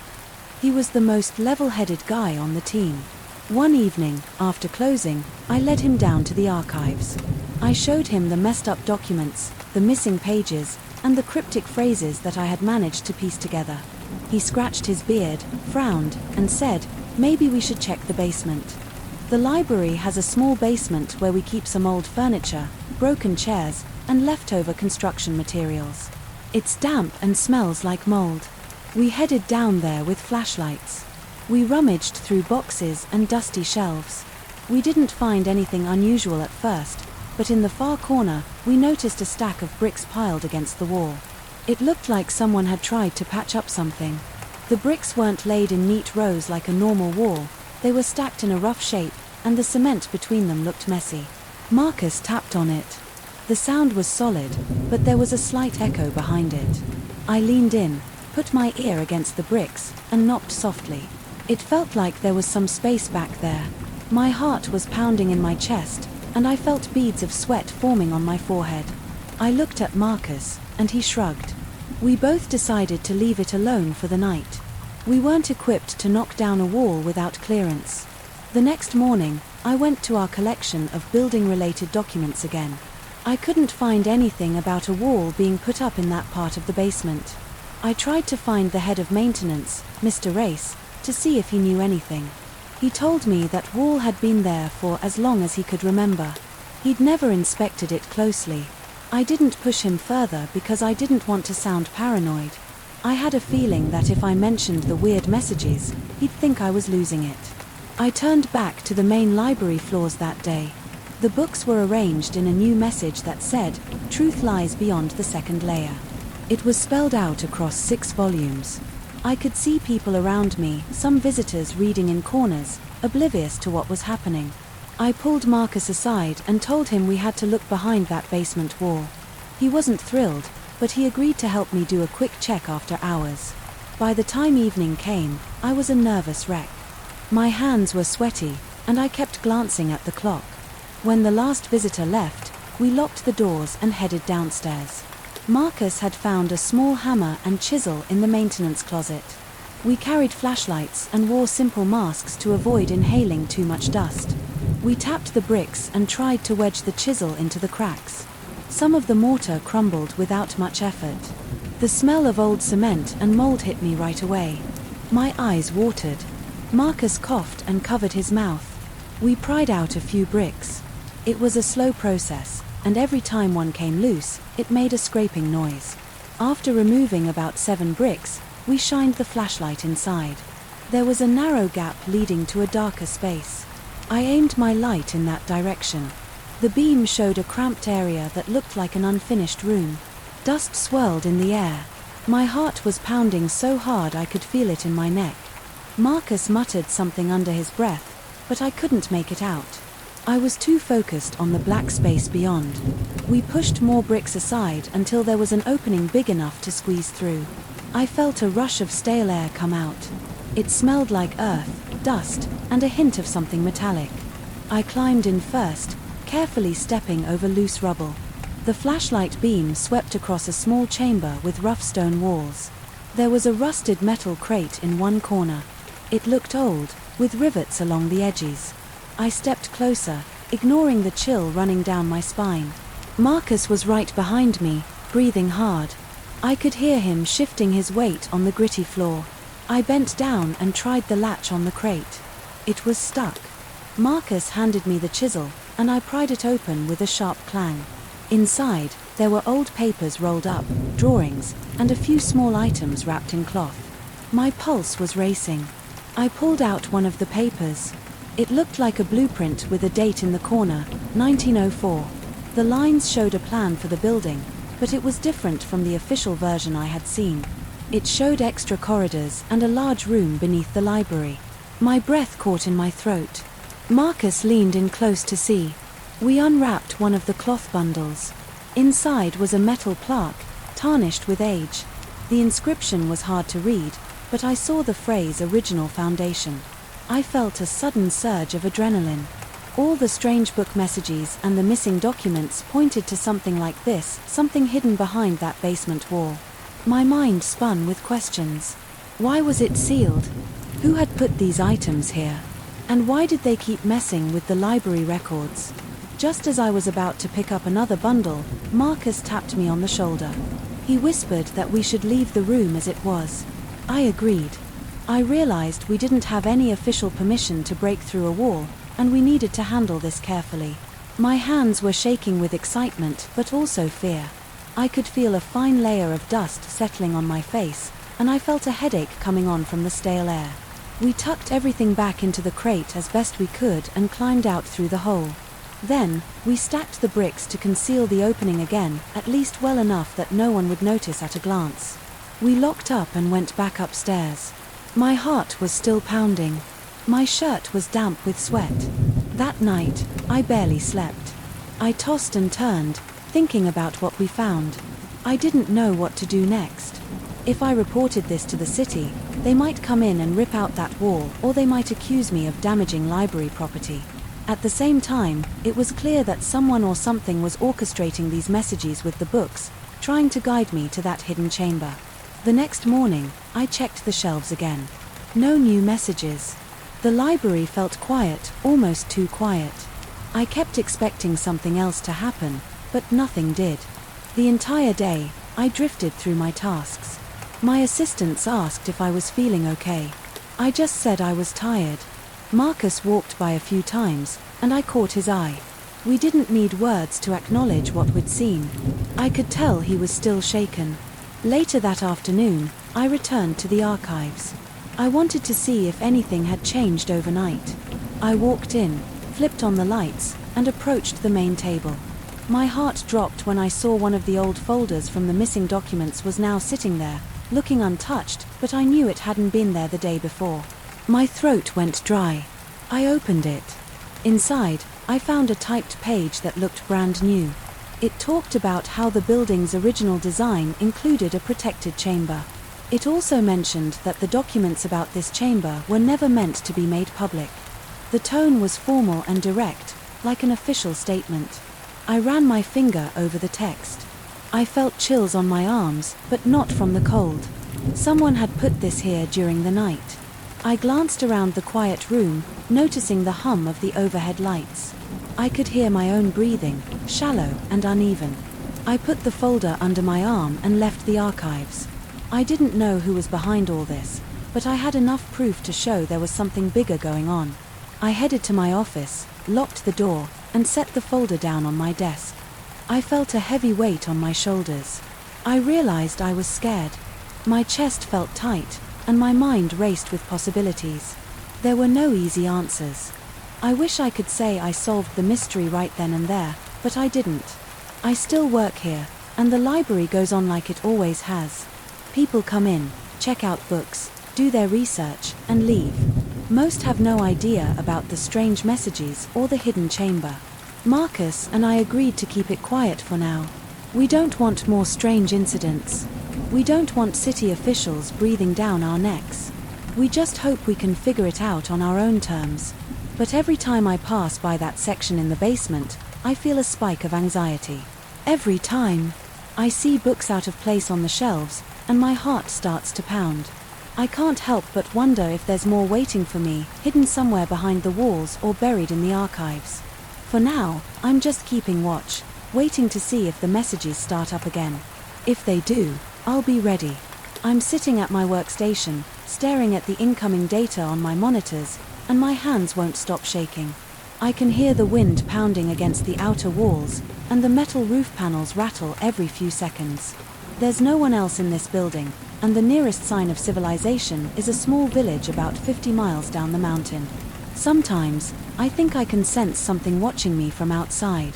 I know that sounds paranoid, but after everything I've seen in the last couple of months, I can't ignore it. I arrived here 7 months ago. I was excited at first. The station is remote, tucked high among rocky slopes with unpredictable weather patterns and sudden temperature drops. My main job is to track atmospheric changes and report the data back to the lab in the city. They assigned me a small cabin next to the main observation tower. It's equipped with a bunk, a tiny bathroom, and a basic kitchen. The tower houses all my weather instruments and computers. A generator in a separate shed supplies electricity. I do scheduled maintenance on the generator once a week. The rest of the time, I monitor the equipment, collect readings, and log observations. It's a solitary routine, but I used to like the silence. Then, I started noticing odd spikes in the data. At first, I thought it was a glitch. The anemometer would record sudden wind gusts that didn't match the actual wind speed outside. The barometer showed slight dips and rises when the sky was perfectly clear. My sensors for humidity and temperature reported fluctuations that made no sense. I did a full inspection of the sensors, replaced wiring, recalibrated the software, and even swapped out an old module. Everything was clean, but the strange patterns persisted. I have daily logs of all these anomalies, and when I finally decided to look for a cycle, I noticed something. The readings formed a sequence that matched a repeated pattern every 33 days. The pattern wasn't obvious at first because it appeared in several different data sets: temperature, wind speed, atmospheric pressure, and even the shortwave radiation levels. Each time, the numbers lined up in a way that seemed intentional, almost like a code. I tried to ignore the possibility of something out of the ordinary. I told myself that maybe there was an unusual microclimate phenomenon in this region. One night, about 3 months ago, I was outside checking on the generator around midnight. The air felt colder than usual. My skin prickled on my neck and arms. I heard a buzzing sound, like electricity coursing through a loose cable, but I couldn't see any source. Then, I spotted a faint glow in the sky above the far ridge, way beyond the summit. It wasn't a typical star or plane. The light flickered, changed color slightly, and then moved in a steady arc. My heart pounded so hard that I felt it in my ears. I stood there for a few minutes, staring at it, unsure if I should grab my camera or run inside. I ended up standing still, just watching. Then, the glow vanished. I made a note of the exact time and ran back inside. In the morning, I analyzed the data from that night. I saw a peak in the electromagnetic readings that matched the moment I saw the light. I didn't tell my superiors. I felt uneasy and wasn't sure if they'd take me seriously. I decided to wait and see if it would happen again. Sure enough, 33 days later, the same pattern in the instruments repeated. That same night, I saw another light, but this time it was brighter and moved faster. I took pictures with my phone, but the images came out blurry and indistinct. It just looked like a smudge of white in the darkness. Over the last 2 cycles, I've also noticed changes in the local wildlife. I rarely see large animals up here, but occasionally I spot deer or mountain goats in the distance. Lately, they've been acting jittery. They dart across the slopes at unexpected times. Once, I found claw marks on the wooden siding of the station, as if some creature had tried to climb it. I hear distant howls at night that don't sound like any normal wolf or coyote. It's more like a short burst of screams, then silence. My nerves feel shredded by the time morning arrives. I don't sleep much anymore. 2 cycles ago, I decided to set up a motion-activated camera about half a mile from the station. It's hidden behind a boulder, pointed at the area where I saw the first glow. I hiked out there in early morning light, my boots sinking into loose gravel. The cold air stung my face. I could hear nothing except for the crunch of my steps and the occasional rustle of wind in the pines. My palms kept sweating inside my gloves. I set up the camera, tested it, and hiked back. For a while, nothing happened. But on the exact 33rd day, I got pictures of moving lights. They appeared as a series of orbs, shifting positions over the course of half an hour. The final shots show one of them glowing intensely before the camera lens got overloaded and turned everything white. The next image is black, the camera shut itself off. I found it still in place the following day. The battery was drained, and its internal memory had those last few frames but nothing else. I haven't shared that footage with anyone. I downloaded it onto a separate hard drive and labeled it as routine sky observations. Sometimes, I think about calling someone for backup, but I can't bring myself to do it yet. My contract still has 5 months left, and I don't want to lose my position if I start spouting wild stories about glowing lights and weird patterns.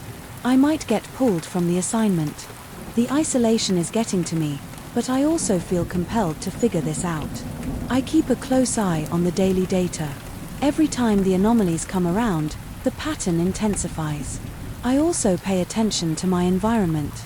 I track any unusual animal behavior. 3 weeks ago, I saw a pack of 4 mountain goats standing on a slope not far from the tower. All of them were staring in the same direction. They weren't moving. Their ears were pinned back, and their breathing seemed shallow.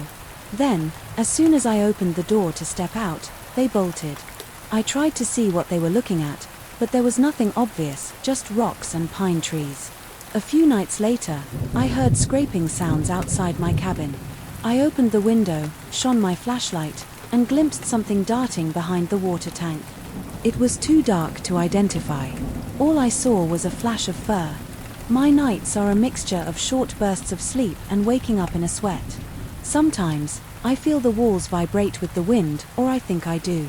My ears ring at odd times. One morning, I woke up with a splitting headache. When I checked the logs, I saw that the barometric pressure had suddenly dipped around 2:15 a.m. I can't prove these are connected, but I feel it in my bones. I started charting the exact times of these anomalies in a notebook. I detailed the electromagnetic spikes, the temperature changes, the wind gusts, and the lights I see in the sky. Every 33 days, the pattern repeats, but each time it's slightly stronger. This leads me to suspect some external force is at play. I don't have advanced equipment to analyze electromagnetic fields beyond a certain point, but I've done what I can with the gear here. The results keep telling me there's a powerful source of something triggering these fluctuations. It's not a glitch in the system. Late last month, the light splits into 2 distinct orbs again, just like before. They hover for a moment, then dart across the sky in perfect unison, stopping abruptly as if they've hit an invisible wall. My hands tremble, but I keep the camera steady, zooming in as much as I can. The orbs pulse faintly, shifting from white to a pale blue, then back again. I can't tear my eyes away. The radio inside the station crackles again, louder this time. I glance back, torn between staying outside to document this and checking the radio. Before I can decide, the orbs merge into one, glowing brighter than ever. The light intensifies, casting long shadows across the ground. My breath catches, and I feel a strange pressure in my chest, like the air itself is thickening around me. I lower the camera slightly, my eyes fixed on the light. It's mesmerizing, almost hypnotic. For a moment, I forget the cold, the fear, the isolation. All I can think about is how impossibly real this is. Then, without warning, the light dims and vanishes. The sky goes dark again, and the silence feels heavier than before. I stand there, frozen, the camera still pointed at the empty sky. My heart is racing, and my mind is a whirlwind of questions. What was that? Why does it happen every 33 days? And why here, of all places? I force myself to move, stumbling back toward the station. My fingers are numb from the cold, and my legs feel like jelly. As I step inside, the warmth of the room hits me, but it doesn't ease the tension in my body. I set the camera down on the desk and collapse into my chair, staring at the screen. The footage is there, clear, undeniable proof of what I just witnessed. But what do I do with it? I replay the video, watching the orbs move across the frame. They're unmistakable, their movements too deliberate to be natural. My hands shake as I save the file and back it up on multiple drives. I can't risk losing this. The radio crackles again, breaking the silence. This time, there's a faint voice in the static. I lean closer, straining to hear. It's garbled, almost unintelligible, but I catch a few words: signal, interference, location. My stomach drops. I grab the microphone and press the button. This is Weather Station Alpha. Can you repeat? The static continues, but the voice doesn't come back. I try a few more times, but there's no response. The silence feels heavier now, more oppressive. I glance at the clock. It's 12:33 a.m., exactly 33 minutes past midnight. The timing can't be a coincidence. I pull up the data logs on my computer. The electromagnetic readings are off the charts, higher than they've ever been. The temperature and barometric pressure show sharp, erratic fluctuations. It's as if the entire environment reacted to the lights. My mind races. I need to document everything, every detail, every observation. But I also need to figure out what's causing this. Is it some kind of natural phenomenon? A military experiment? Or something else entirely? I grab my notebook and start writing furiously, jotting down everything I remember: the movement of the lights, the pressure in my chest, the radio static. I sketch the orbs as best I can, trying to capture their eerie glow. As I write, I can't shake the feeling that I'm being watched. I glance at the window, half expecting to see something staring back at me. But there's nothing there, just the dark, empty expanse of the night. I don't know how long I sit there, lost in my thoughts. Eventually, exhaustion takes over, and I slump forward, my head resting on the desk. My eyes drift shut, but sleep doesn't come easily. Every sound, the creak of the station, the hum of the generator, makes me jump. When I finally doze off, my dreams are filled with flickering lights and distant howls. I wake up hours later, stiff and disoriented, the notebook still open in front of me. The next cycle is 33 days away. I don't know if I can wait that long. But I know one thing for sure: I'm not leaving until I figure this out. Whatever's happening here, it's real. And I'm going to find the truth, no matter what it takes. I hear a metallic clang from behind the station, near the generator shed. I whip around, shining the camera's light in that direction. My heart feels like it's about to burst from my chest. I don't see anything at first, but then I notice the corner of the shed door is bent slightly outward, like something tried to pry it open. A wave of nausea hits me. I inch closer, keeping the camera up. My hands tremble so badly that the video will probably come out shaky. The metal door looks scratched, and there's fresh scarring on the paint. I step back, scanning the darkness for any sign of movement.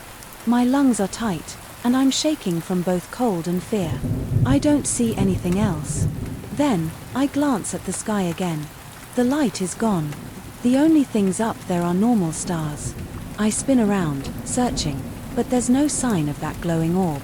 My stomach clenches, and I feel sweat on my brow despite the cold. I don't know if I'll ever figure out what's behind these patterns or the lights. I just know they're real, and they're happening right above me. The cycle keeps repeating, and the animals keep acting strange. This station, once a place of routine, now feels like a trap. I'm tired. My nerves are shot, and my head hurts constantly. But I can't walk away without answers. For now, I'll keep gathering data, keep the cameras rolling, and hope I can stay rational long enough to see this through. I've worked as a night guard at the Brighton Museum for about 6 months now. When I first got the job, I felt pretty lucky. It paid better than my old warehouse gig, and the schedule fit my lifestyle.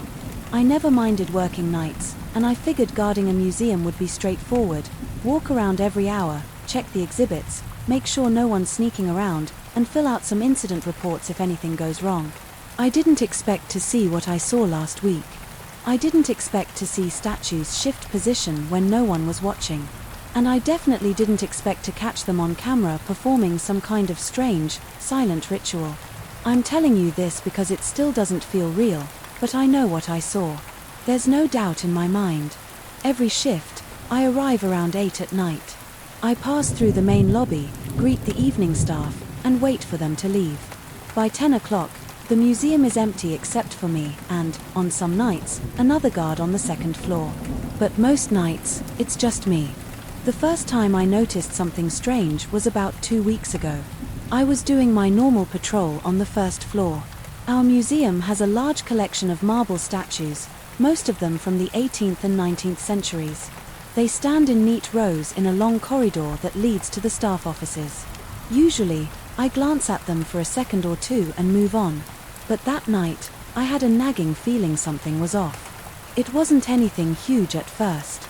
It was a sculpture of a man wearing Roman-style armor. Normally, he faces straight ahead, with a sword resting by his side. But that night, the sword seemed tilted, like he was raising it an inch higher than normal. I stood there for a moment, shining my flashlight on the statue. I told myself maybe I was imagining it. Maybe I never paid close attention to the angle of the sword. So, I shrugged and kept walking. The rest of the night was normal, or at least, I thought so. But when I did my second round at around midnight, I realized the statue's sword was definitely higher than before. It looked like the statue was starting to lift it. I felt my pulse spike. My flashlight shook in my hand. I took a step closer and ran my fingers along the marble sword hilt. It felt cold and solid, just like any other stone. I tried to see if there were any cracks or signs that someone tampered with it. I didn't see anything. Still, I felt uneasy. I made a note about it in my log. I wrote something like, Roman soldier statue sword seems out of position, just to document it. Over the next few nights, I noticed more changes. It wasn't just that one statue. The woman holding a vase seemed to turn her head slightly. The man kneeling on a pedestal looked like he rose another inch off the ground. Small changes, but enough to catch my eye. Every time, I'd freeze for a second, stare at the statues, and feel a chill in my chest. It was the way they seemed to be coming to life, bit by bit. Nothing big, no large leaps or gestures, but subtle shifts that made no sense. Around that time, I decided to check the security footage for the corridor. Normally, we only review camera feeds if there's a reported incident or if the alarm triggers. But I had a growing curiosity. I stayed late after my shift one morning, asking the day manager if I could watch a few hours of overnight footage.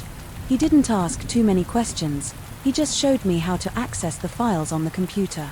I started fast-forwarding through the recordings, expecting to see static statues the whole time. That's not what happened. At first, the footage looked normal. I saw myself walking along the corridor, shining my flashlight on the statues at around 10 o'clock, then again at midnight, then around 2 o'clock.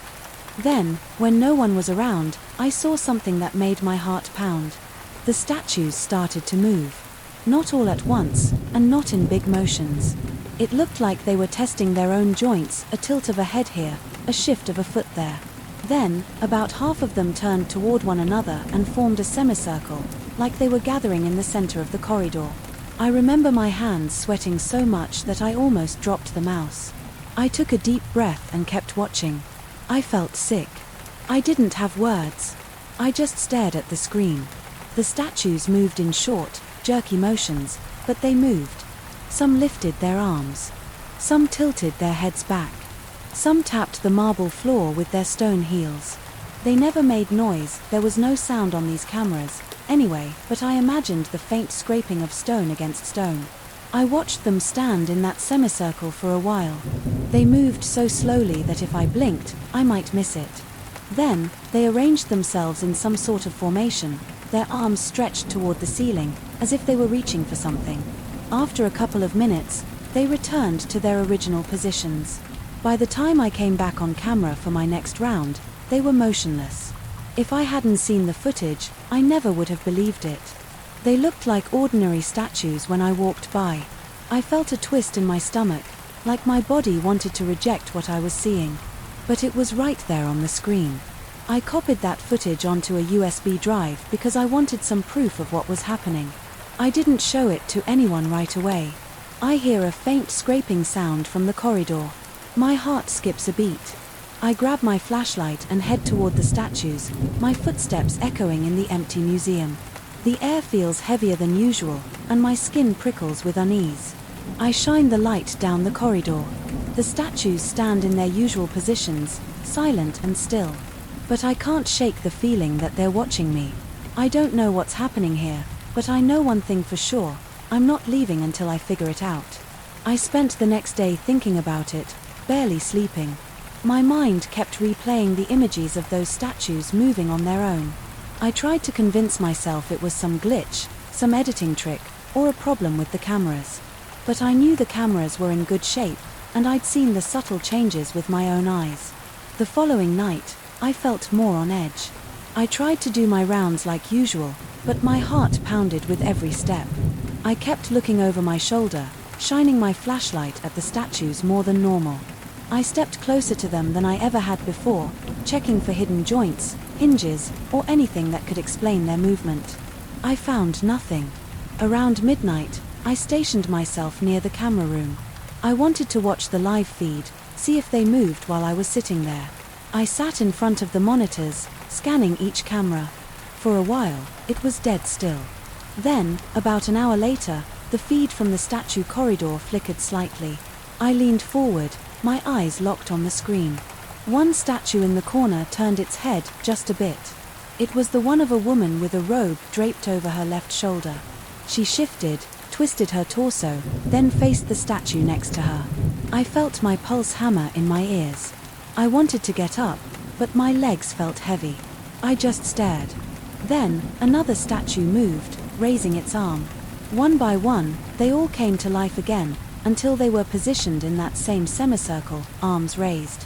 I couldn't handle sitting still. I jumped up, grabbing my flashlight, and walked quickly toward the corridor. When I reached it, everything was quiet. The statues were in that semicircle, just like on the screen. I kept my distance because I felt a weird kind of panic, like I was trespassing in their space. My breathing was rough, and I felt my hands trembling. The air felt cold against my face, and my ears started buzzing with adrenaline. I shined the flashlight across the group. Their faces looked blank and serious, with no traces of warmth or softness. I'm not sure what I expected them to do, but they stood motionless. After a few seconds, I heard a faint scraping sound. It was coming from behind the largest statue, the one that looked like a knight holding a shield. I moved my flashlight toward it and saw his stone foot slide an inch across the floor. My chest tightened. I took a step back, almost tripping over my own feet. Then, he stopped. My flashlight shook as I tried to keep it steady. I couldn't believe it was real. All I could hear was my own breathing, the hum of the museum's ventilation system, and the quiet scrape of marble on marble. I wanted to turn around and run, but I forced myself to stand there a moment longer, trying to make sense of it. The rest of the statues remained in that semicircle, their arms raised as if they were locked in mid-motion. The statue behind the knight was hunched forward, with a stern expression carved into its face. I saw a faint shift in the angle of its head. Then, everything went still again. I realized I was holding my breath, so I exhaled slowly, my heartbeat racing. I backed away, not turning my back on them until I was out of the corridor. Then, I almost sprinted to the camera room. I sat in the chair and watched the monitors again. They held their formation for maybe 5 minutes. Then, one by one, they returned to their original spots along the corridor. When I went back to check, it was as if nothing had happened. They were all in their usual places, looking completely ordinary. Over the next couple of nights, I tried to figure out a pattern to their behavior. I reviewed more footage. The statues seemed to do this ritual every night around the same time. It lasted roughly half an hour, sometimes a bit more. They formed that circle, raised their arms, and then reversed their movements, ending back in place. Sometimes, a few statues would linger, as if they had trouble returning to their original positions. One in particular, a tall figure with outstretched arms, tended to remain facing the opposite direction until the last second. It looked like it was reluctant to go back to being just a statue. I haven't told my supervisor yet. I'm worried no one will believe me. The USB drive with the footage is hidden in my backpack at home. I'm thinking about showing it to a friend of mine who's a tech-savvy guy. Maybe he can confirm there's no editing or trick. I'm still hesitant to go public with this because it sounds ridiculous. Who's going to believe a bunch of statues come alive at night and perform some silent ritual? But I can't deny what I've seen. My body's reaction tells me how real it is. Every night when I walk those halls, I feel my skin crawl. I sweat more than usual, and my hands shake when I pass by that corridor.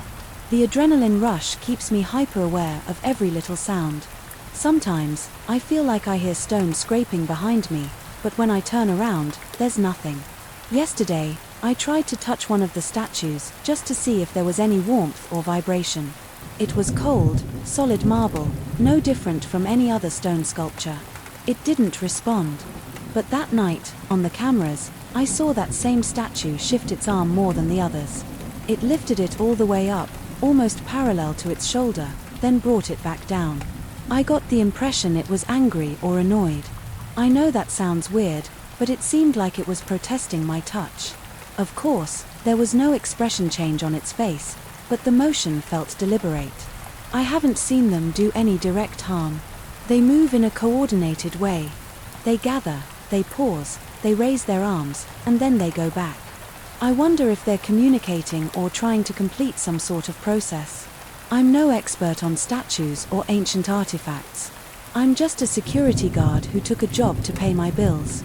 But now, I'm in the middle of something that I don't understand.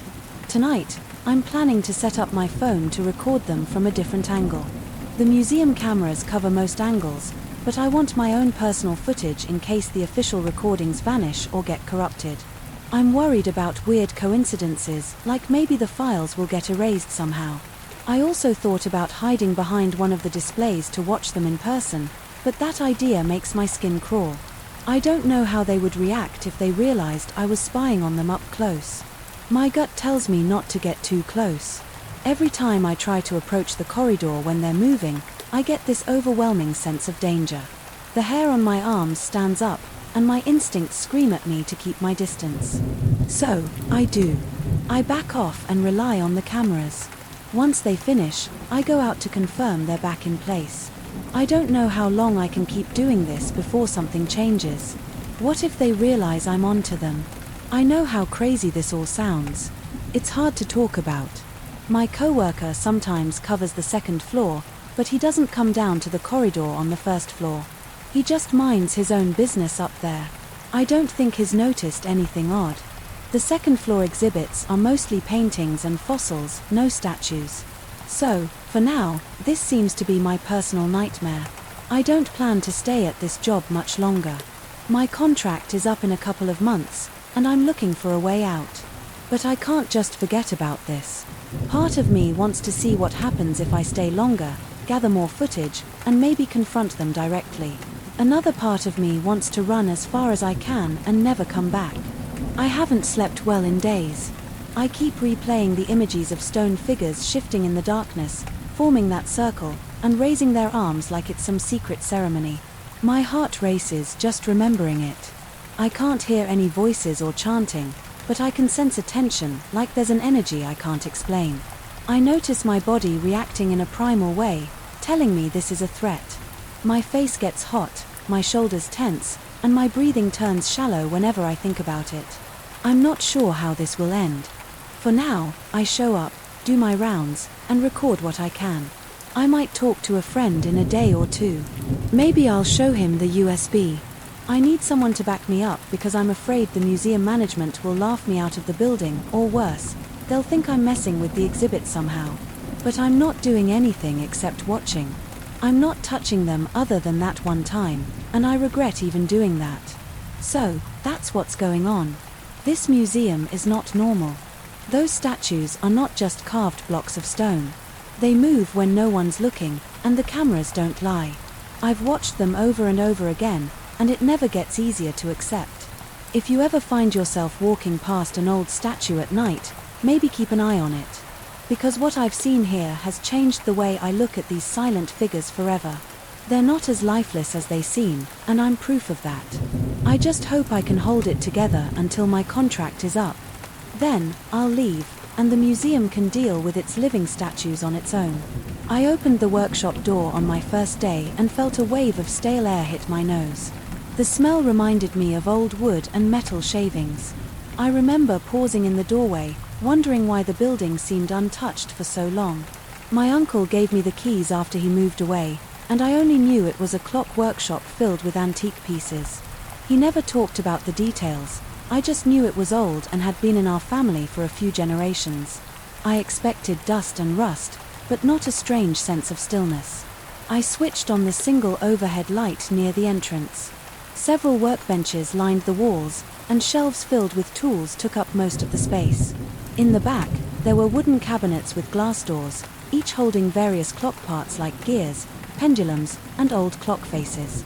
Some clocks hung on the walls, each one frozen at different times. I heard a faint ticking from somewhere in the corner, but I couldn't see which clock was still running. That ticking made me uneasy. It was slow, steady, and seemed to echo. I spent the first day cleaning. I dusted off counters, swept the floor, and tried to organize the tools by size. Around lunchtime, I noticed a grandfather clock by the far wall. It stood about 7 feet tall with a carved wooden body. The clock face had Roman numerals, and the glass panel showed an intricate pendulum inside. When I checked the time, the hands pointed to 3:33. The pendulum was perfectly still, though. I tapped the glass, but nothing moved. The time stayed stuck. I didn't think much of it at first.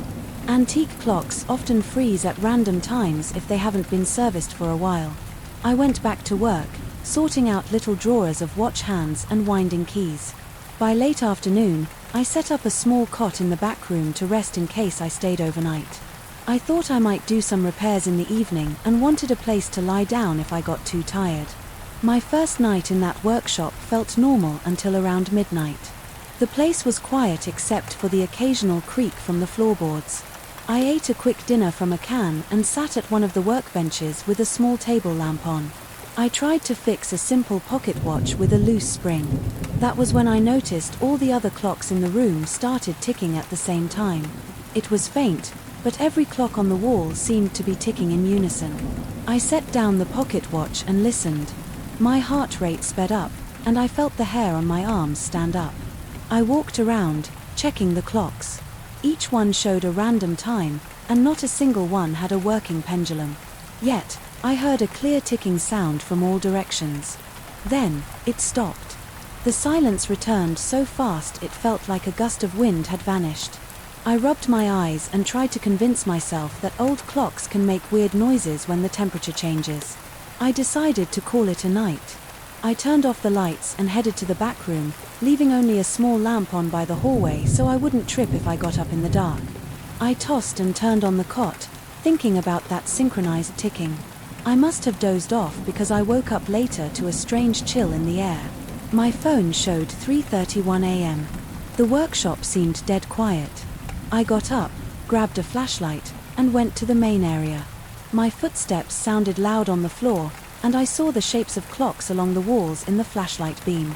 At 3:33 exactly, every clock in the workshop chimed in a low, muffled way. I can't explain it well, it wasn't a clear chime like a normal clock. It was more like a collective thud that shook the air. At the same time, the flashlight flickered, and I saw shadows against the walls. They moved in patterns, like people walking or standing, but I couldn't see clear faces. It looked like a group of figures huddled near the workbenches, passing objects to each other. Their movements were jerky and silent, as if I was watching a silent film projected on the walls. My throat went dry.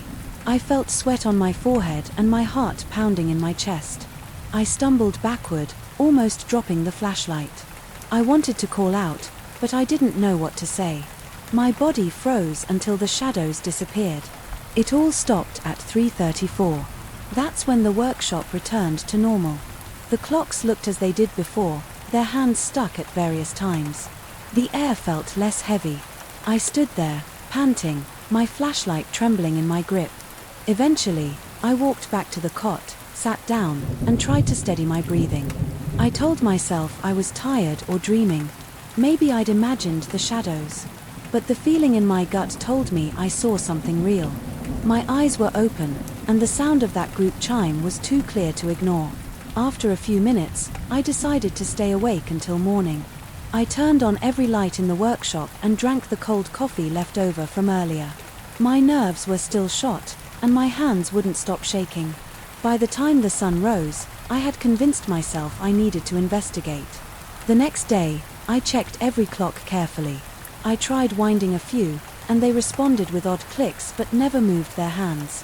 When I set them to the current time and tried to start the pendulums, they'd swing for a couple of seconds and then stop. It was like they were refusing to run. I spent hours cleaning gears, adjusting springs, and oiling the mechanisms. Nothing changed. They all seemed locked in place, stuck on random times. The only consistent detail was that each clock stopped at a different time, except one or two that showed 3:33. But none of them would run for more than a few seconds. That night, I prepared myself. I set up a camera on a tripod aimed at the main area, hoping to catch something on film. I turned off most lights but left a small lamp on for minimal illumination. I wanted to see if the camera would record any movement on the walls. I sat behind the camera, waiting. Midnight passed without incident. My eyes started to droop around 2 a.m., but I forced myself to keep watch. At 3:31, my phone vibrated with a low battery warning. I plugged it into a charger and noticed a sudden drop in temperature. My skin prickled, and I heard the faint ticking start again. At 3:33, the workshop filled with that dull chime. The camera's red recording light stayed on, and I tried to focus on the walls. The shadows appeared again, sliding across the surfaces. I watched them closer this time. They looked like people wearing old-fashioned clothes, but I couldn't see details, just silhouettes. One of them seemed to be opening a toolbox on the bench. Another passed something from a high shelf. They moved with purpose, but there was no sound of tools or voices. I felt my pulse quicken. My breath came in short bursts. I worried the camera might not capture them, or maybe it would. I couldn't decide which possibility scared me more. The shadows continued their actions for about a minute, then they vanished at 3:34. Everything went quiet again. I immediately stopped the camera and played back the footage. My hands shook as I skipped to the 3:33 mark. Nothing. No shadows, no movement, just the workshop with me sitting there, staring. I saw myself tense up, shining the flashlight around, but on the recording, the walls were empty. It looked like I was panicking for no reason. I shook my head and replayed it again, but the result was the same. I began to doubt my own senses. I decided to stay a few more nights, repeating the experiment. Every single time 3:33 hit, the clocks gave off that dull chime, and shadows flickered over the walls. I smelled old oil and heard faint rustling movements that didn't match anything visible in the actual workshop. At 3:34, it always ended. But the camera never captured a single shadow. My phone didn't record anything unusual either. My attempts to fix the clocks kept failing. None would hold time properly. I replaced gears, adjusted clock hands, and reattached pendulums. Still, they froze or stopped ticking within seconds. Late in the afternoon on the fourth day, I decided to gather all the clocks in one corner to keep a closer watch. I placed them side by side in a neat arrangement. Some were small desk clocks, some were large wall clocks, and there was that tall grandfather clock. They still showed random times, with a few stuck at 3:33. That evening, I set up more lights so I could see every inch of the walls. I taped down thick black paper in one corner, thinking maybe the shadows would show up more clearly against a uniform background. I spread out a few motion sensors on the floor, too. I wanted to see if they would detect any movement. At around 1 a.m., I tested them by walking around. The sensors beeped when I passed by, so I knew they worked. Then, I sat down and waited. I felt my stomach knot as 3:33 approached. My palms were sweaty, and I had trouble sitting still. At 3:32, I heard the ticking begin. I checked the motion sensors, they stayed quiet. Then, 3:33 arrived, and the dull chime echoed around me. The sensors made no sound, but I saw the shadows on the wall again. This time, they seemed to be hammering something on a table. I heard a faint banging, so I knew it wasn't just a vision. My heart pounded so hard I could feel my pulse in my neck. I looked over at the motion sensors, they still showed no movement. I shone a flashlight on the wall. The shadows didn't react. They kept working, or miming, whatever they were doing. They passed each other objects that looked like gears or tools. I wanted to move closer, but my legs felt weak. I stayed put, holding my breath. At 3:34, before they disappeared, the workshop fell silent again, and the tension in my body released in a wave. I exhaled hard and checked the sensors. Nothing had changed on their displays. Over the next few days, I tried different ways to document what happened at 3:33. I used thermal imaging, extra cameras, and even an old tape recorder I found in a drawer. Nothing picked up the shadows. My voice recorder only caught my own breathing and some faint clicks. The more I tried, the more frustrated I got. The shadows kept appearing at the same minute, then vanished at 3:34. Every clock in that room refused to move beyond that frozen time. I began to dread going to sleep. I started staying up all night, watching the walls at the exact moment. Each time, the scene looked similar, dark silhouettes doing tasks from a bygone era. Their clothing looked like something from the early 1900s, but I couldn't see faces or hear their voices.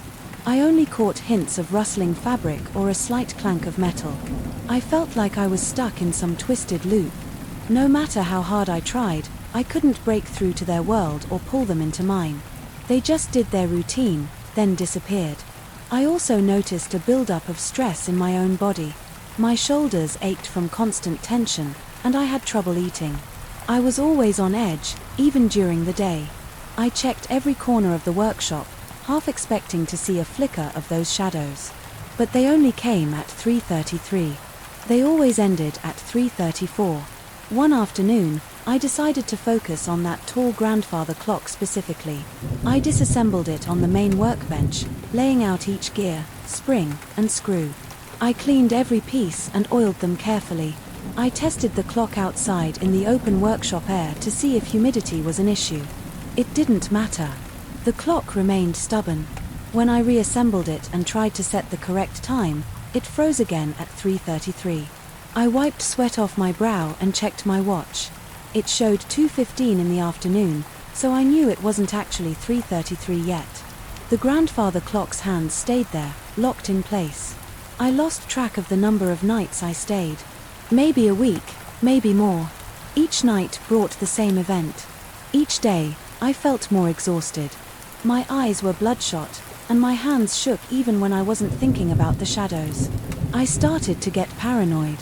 I jumped at small noises, like the clang of a dropped screw or the squeak of the workshop door. I felt like the place was watching me. I had no proof, but that's how it felt. On my last night there, I decided I'd had enough. I wanted to pack up and leave, but I also felt a need to stay until I found a solution. At 3:33, the chime rattled my nerves one more time. The shadows appeared in the same spots. They moved a bit quicker, like they were finishing a project. I swallowed hard and forced myself to move closer to the wall. My legs shook. My heart pounded. I reached out a hand, trying to touch the silhouette that seemed to hold a wrench. My hand met the cold plaster of the wall. The shadows passed right through my hand, ignoring me. I felt a chill run down my spine. My heart thudded so hard it hurt my chest. I wanted to shout, but my throat felt tight. I just stared, my eyes wide, my breathing shallow.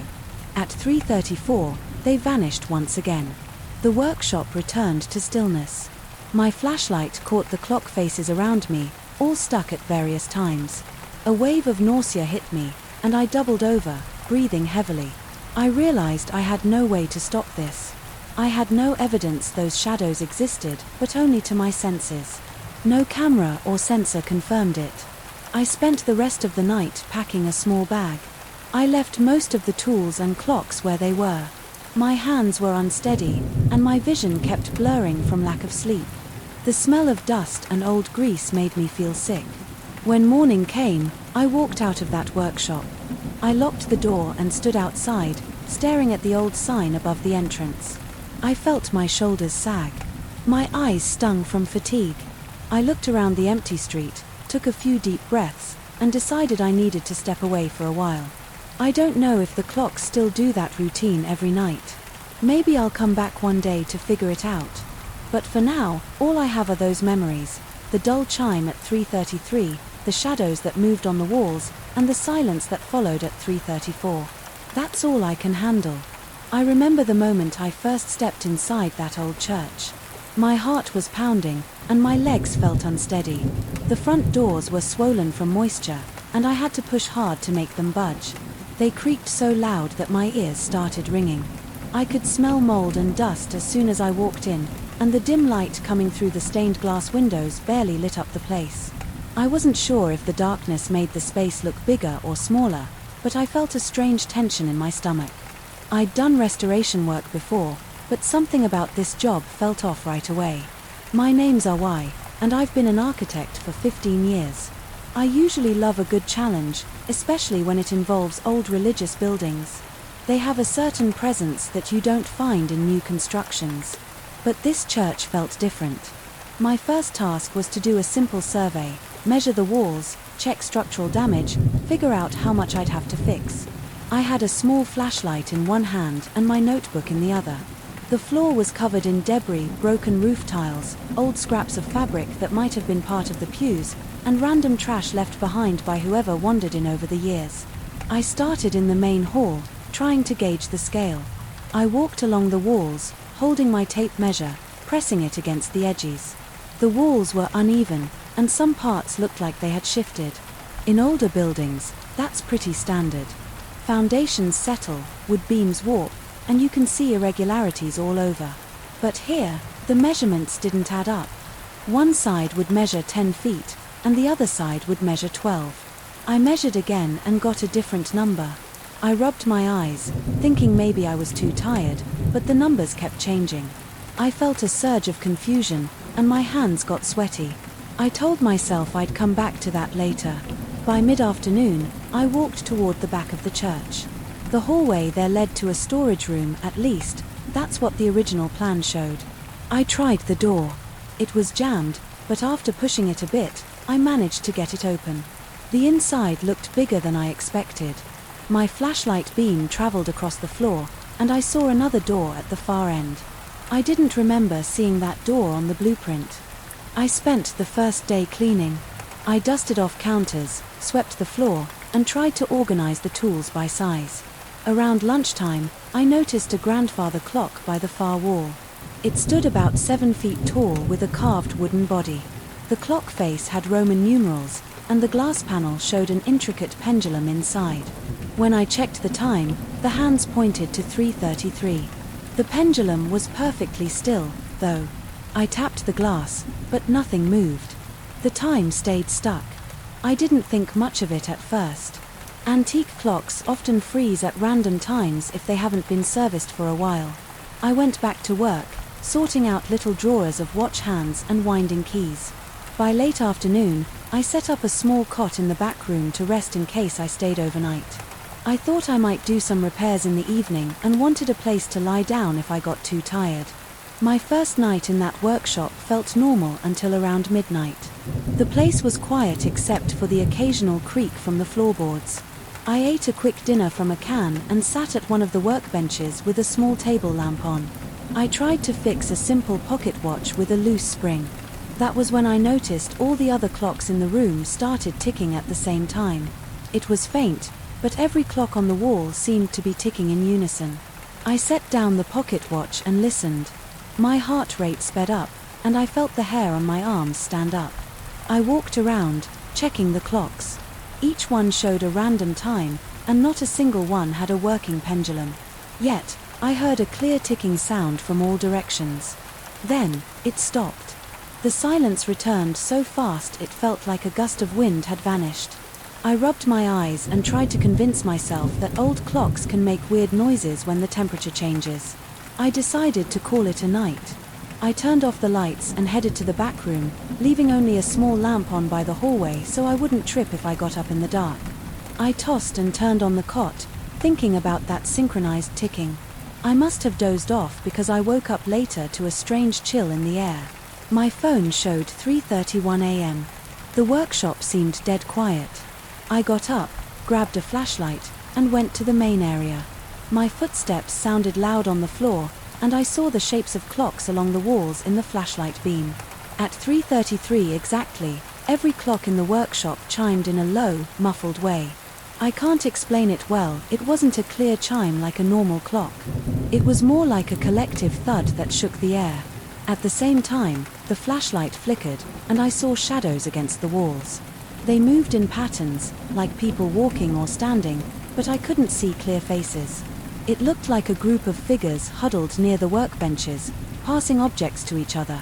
Their movements were jerky and silent, as if I was watching a silent film projected on the walls. My throat went dry. I felt sweat on my forehead and my heart pounding in my chest. I stumbled backward, almost dropping the flashlight.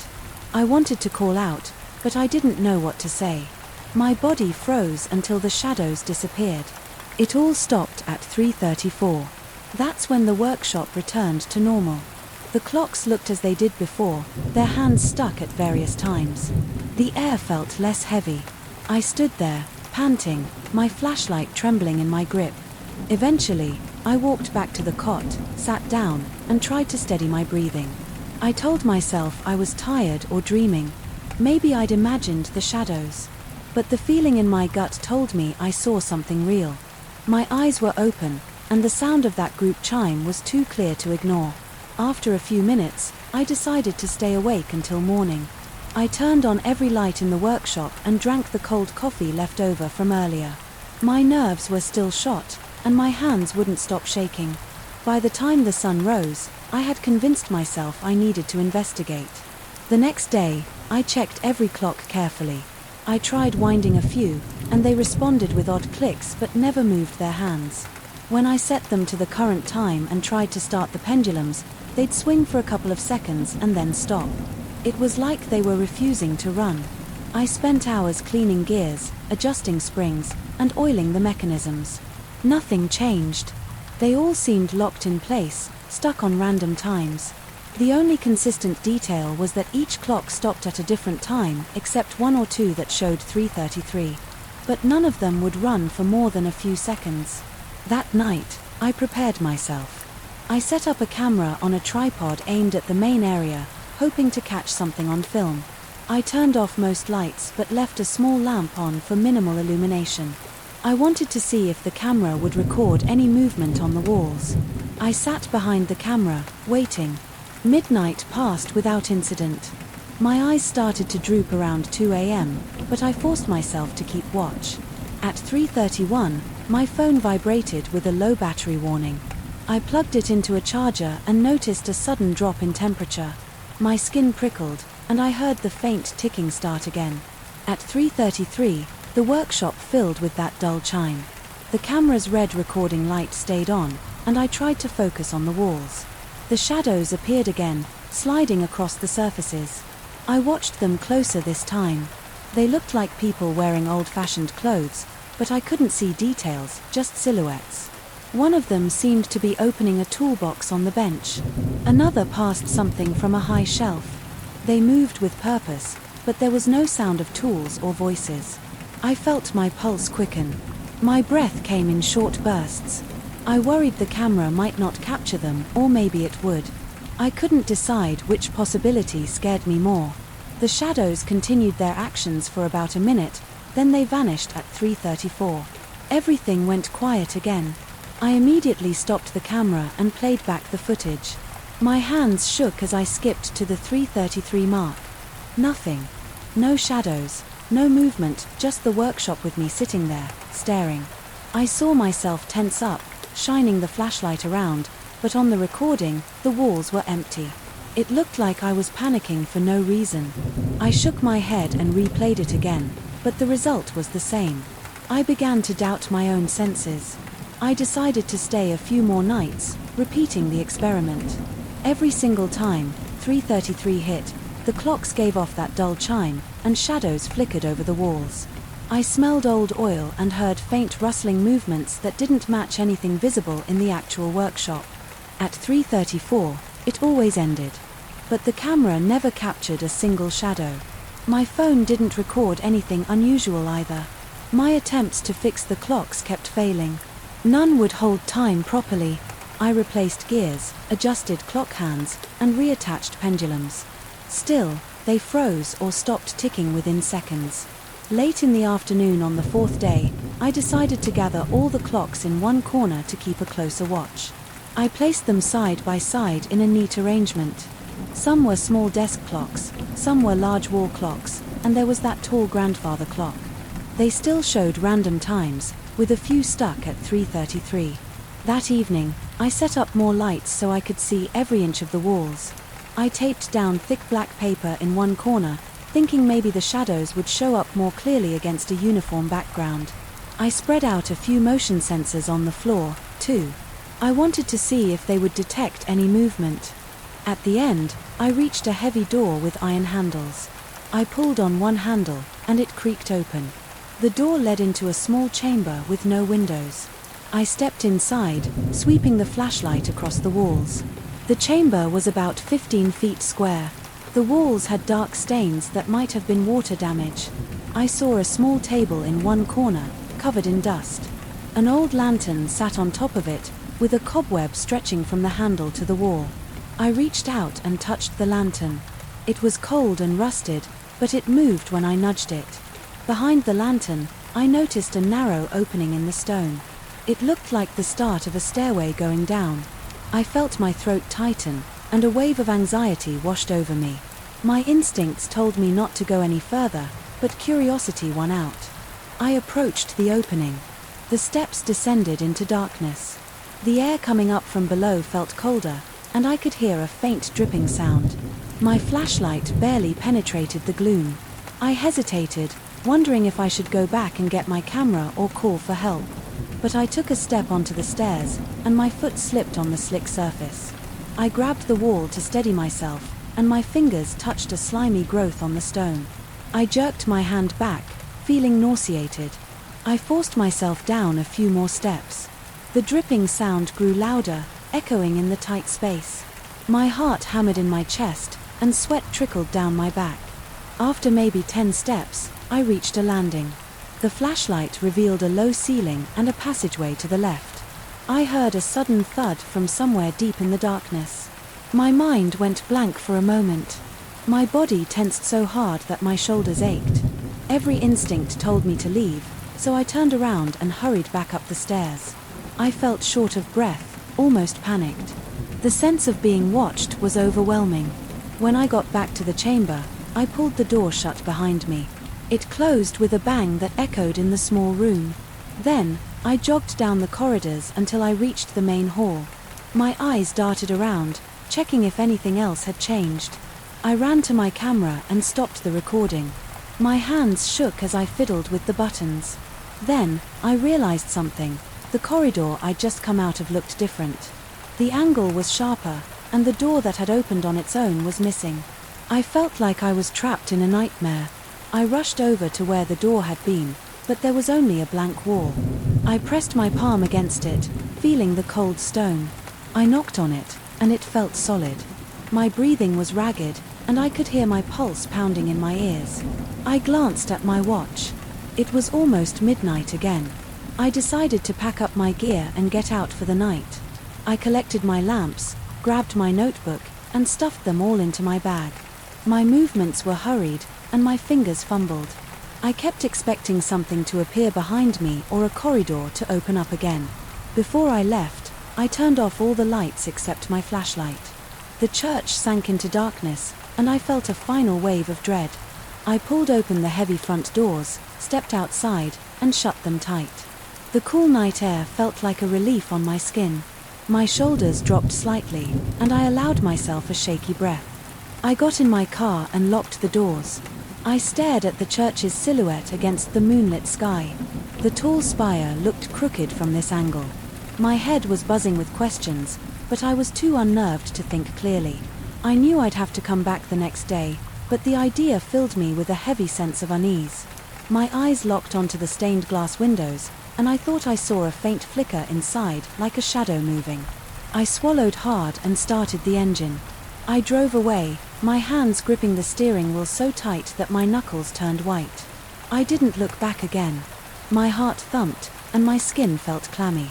I just wanted to get home and try to process everything.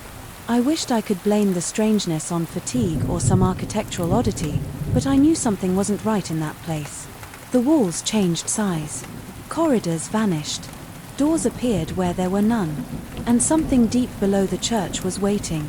I could still feel the damp chill on my skin. I could still smell the mold in my nose. Nothing made sense anymore, and the thought of going back made my stomach churn. But I had a job to do, and I had no idea how to handle it without losing my mind.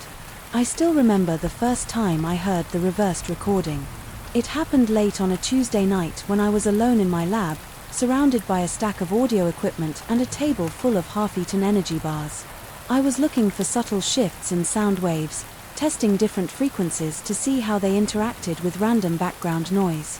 My eyes burned from staring at the waveform monitor all day, and my neck felt tight from leaning over the console. But I couldn't walk away. I was too close to something I couldn't explain. I'd been experimenting with high-frequency pulses for a few weeks. I used a custom oscillator and a complex filter chain. I'd record everything, then analyze the playbacks for unusual patterns. I wasn't chasing ghosts or anything paranormal. I was just looking for anomalies that might hint at new ways to transmit data. My funding came from a small private grant, so I could explore these ideas without a bunch of red tape. I had some freedom, and I was excited to see where it all led. One night, though, I noticed small clicks in my recordings. They weren't mechanical. They didn't line up with the lab's AC hum or any obvious interference. I checked all the cables and made sure there were no loose connections. I isolated the equipment from any external noise. Still, those clicks remained. They almost sounded like faint pops of static, but I felt there was something else beneath them. They had a weird rhythm, almost like a code. I sat at my desk, headphones on, replaying the files over and over. My ears hurt from the constant pressure. The lab was silent except for the buzz of fluorescent lights and the hum of my computer fans. Outside my window, the campus security lights glowed across the empty parking lot. I got up and stretched my back, then decided to reverse one of the audio files on a whim. I wasn't expecting anything. Usually, reversing audio is just a curiosity. But I pressed play, and that's when I heard it. A voice. It was a whisper, almost drowned out by the natural hiss of the recording. I stared at the waveform on my screen. I felt goosebumps on my arms. My heartbeat sped up. The voice didn't make complete sense at first, but it sounded like a distorted phrase in response to what I had said earlier. I remembered I was speaking to myself while recording, saying something like, "I need to check the bass line again." And in the reverse track, there was a faint mumble that matched the same rhythm of my speech. I replayed it at different speeds and tried filtering out the low-end rumble with some manual tweaking. The voice came through more clearly. It seemed to say, "Check again." I took off my headphones and rubbed my eyes. My mouth felt dry, and my hands were shaking. There was no one else in the building. There was no radio or phone near my equipment. I tried not to let my mind spiral, so I reminded myself that sometimes we hear patterns in random noise. But the next night, I repeated the process. I recorded myself asking simple questions to the empty lab. I let the tape run for an hour. I walked around, tested some frequencies, and made idle chatter into the MIC. Then, I reversed the playback. This time, I heard the voice again, and it sounded more distinct. It answered my question about how I should adjust the frequency, lower. I listened about 100 times, my stomach twisting in knots. The word lower was faint, warbly, and slow, but it was there synced in the exact spot where I'd asked, should I go higher or lower? I wrote everything down in a notebook. I scribbled timestamps, bits of words I thought I heard, and potential settings for my frequencies. I felt a knot in my throat. I didn't believe in ghosts or spirits, but I couldn't ignore this. The voice seemed to respond to me in real time. But how? I told myself it might be some weird feedback loop that only becomes audible in reverse. Maybe the bouncing signal in the lab wiring was creating illusions. But part of me sensed that wasn't the case. The following week, I stayed in that lab every evening, often until past midnight. My colleagues were used to me working odd hours, so I didn't raise any suspicions. I told a few of them I was getting interesting data, but I never mentioned the reversed voices. I wanted to verify this phenomenon without sounding like I'd lost my mind. Each night, I recorded my tests, and each time, I reversed the playback. Each time, I heard more phrases. They were never loud or direct. They were always hidden under static and noise, as if the voice lived in the negative space of my recordings. I started to ask direct questions. What is your name? No answer. Where are you from? No answer. But when I asked, is anyone there? I got a soft whisper that sounded like yes. I got the chills. The hair on my neck stood up. My hand shook so badly that I spilled my coffee on the console. I cursed under my breath and jumped up to grab paper towels. Then, I returned to my seat and replayed that segment until my ears rang. It was real. Or at least, it felt real to me. Sometimes, I'd sit at the console with a creeping sense of unease. The lab, which once felt like my second home, became a place that made my skin crawl. I'd hear the air conditioner click on, and I'd startle. My heart would pound whenever the lights flickered. I began to keep the overhead lights at full brightness, even if it gave me a headache. I caught myself looking over my shoulder, checking corners of the room, even though I knew no one was there. At one point, I left the MIC recording while I stepped out to get some fresh air. My nerves were on edge, and I needed a break. The hallway outside was empty, and all the doors were locked. I did a quick check of the floor to confirm I was alone. When I came back, I reversed the file and scanned it for any anomalies. I almost dropped my headphones when I heard a garbled phrase that sounded like "don't leave." It was faint, but I recognized the rhythmic pattern. It matched a moment on the timeline where I had spoken earlier about stepping out. I felt this deep sense of dread in my stomach. I actually whispered, "I'm sorry," to the empty room before I even realized what I was doing. I decided to refine my process. I started labeling each audio session with a date and a control frequency. I set up a more precise set of wave analyzers to see if there was any identifiable signature to these reversed voices. I wanted a scientific explanation. Maybe I was producing a phenomenon with standing waves and reflection patterns in the walls. If that was the case, it should show up in the frequency analysis. But each time, I got random noise that didn't align with the normal reflection or interference pattern. One night, I tried something different. I set up 2 microphones, one inside the lab and one in the hallway. Then, I ran the same sequence of questions while letting both mics record. Afterward, I reversed both files. The voice was on the lab MIC but not on the hallway MIC. That sent a rush of cold fear through my body because it meant the voice was local to the lab. It wasn't coming from outside or from the building's ambient noise. I started sleeping in my office.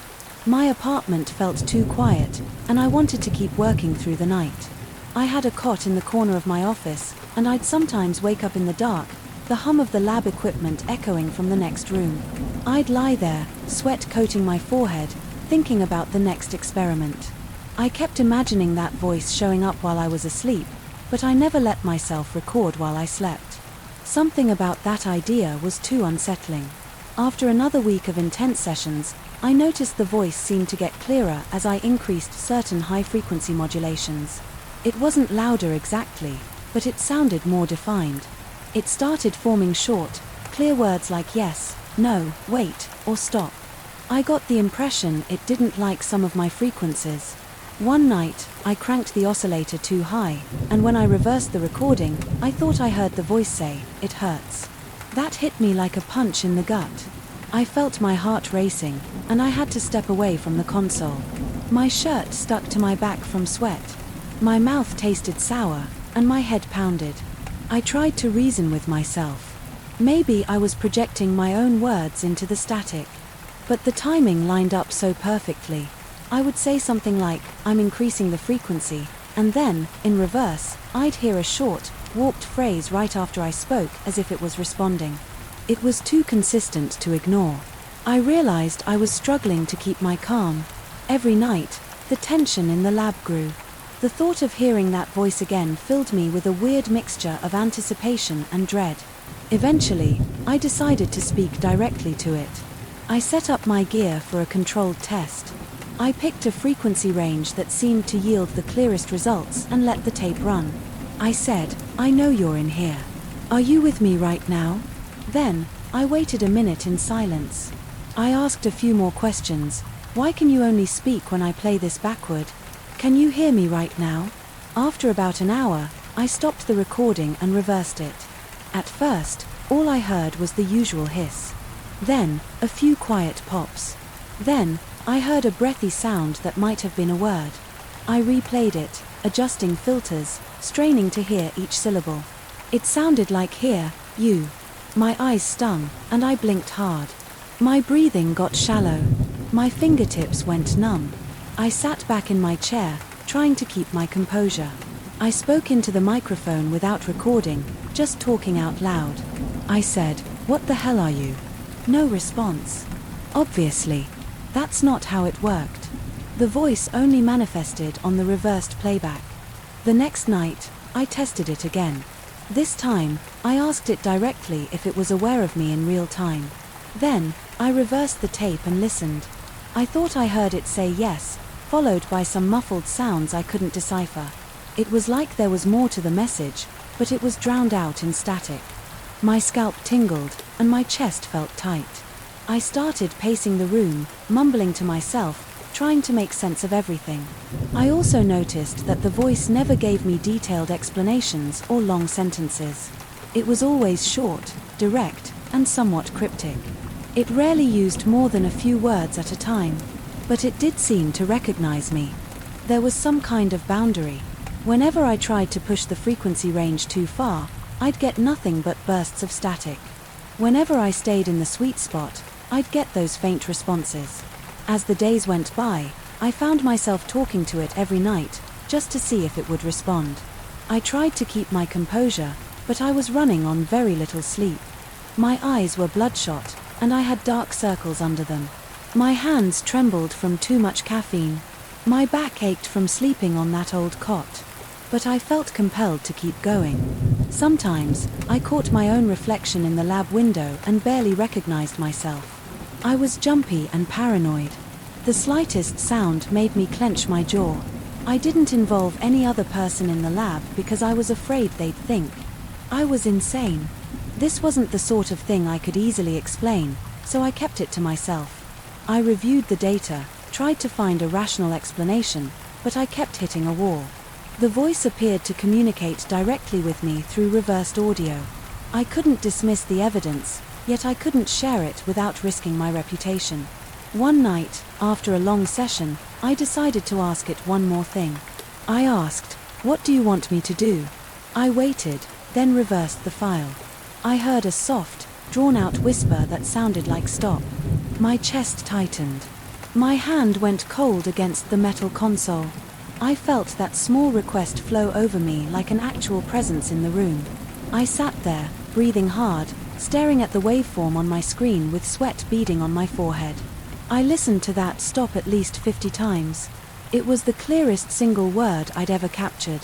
It was a direct command, like it knew exactly what I was asking. I leaned back in my chair and felt a wave of fatigue wash over me. I was exhausted, both mentally and physically. My hand shook, and my mind raced with possibilities. Why was it telling me to stop? I looked at all my equipment, the cables, the recorders, the computers. I thought about how many nights I'd spent chasing this mystery. My heart pounded, and my breath came in short bursts. Part of me wanted to shut everything down and walk out. Part of me wanted to keep pushing, but I was afraid of what I might discover. I realized I was more scared of continuing than I was of quitting. I reached for the power switch on my console and stared at it for a long moment.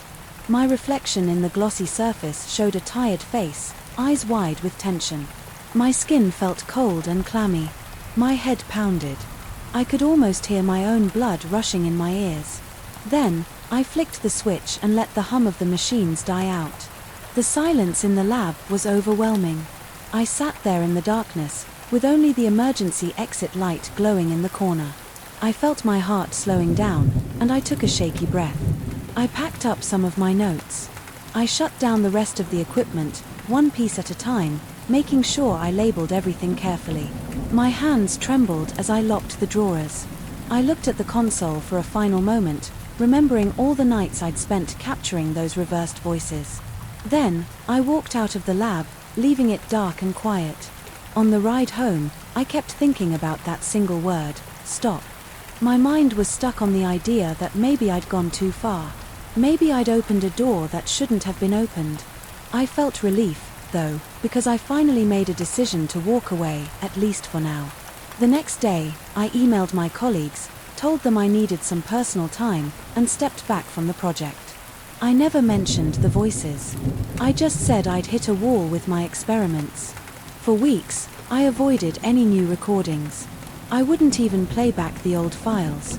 I kept everything stored on a separate drive, locked in my desk. Every once in a while, I dream about reversing an audio track and hearing someone whisper my name. I'd wake up sweating, feeling my heart pounding, checking my surroundings to make sure I was alone. But over time, the fear started to fade, replaced by a cautious sense of curiosity. I still have all the original data, the tapes, the digital recordings, the logs of every question and answer. Sometimes, I think about going back in there, setting up the equipment again, and asking more questions. But every time I get close to doing it, I hear that one word in my head, stop. So far, I've listened. I don't know if that's the right choice, but it's the one I've made. And that's the entire story of how I began picking up voices in my reversed recordings and why I decided not to push any further. It still makes my skin crawl, but that's exactly what happened, and I'm not eager to relive it anytime soon. I never believed anything strange could happen in a dull place like this. I clean floors, fix light fixtures, and tighten leaky faucets all day. That's my job. I'm just the janitor here at the Crestfield building, an old apartment complex in the middle of the city. Most people pass by without giving it a second look. It's tall, worn out, and looks like it's hiding a few secrets. But I never cared. At least, I didn't care until I found out what I could hear through the walls. I discovered it on a Wednesday night, around 8 o'clock. The hallways were quiet because everyone was in their apartments. I had a few tasks left: sweep the stairwell, check the boiler room, and make sure the trash was taken out.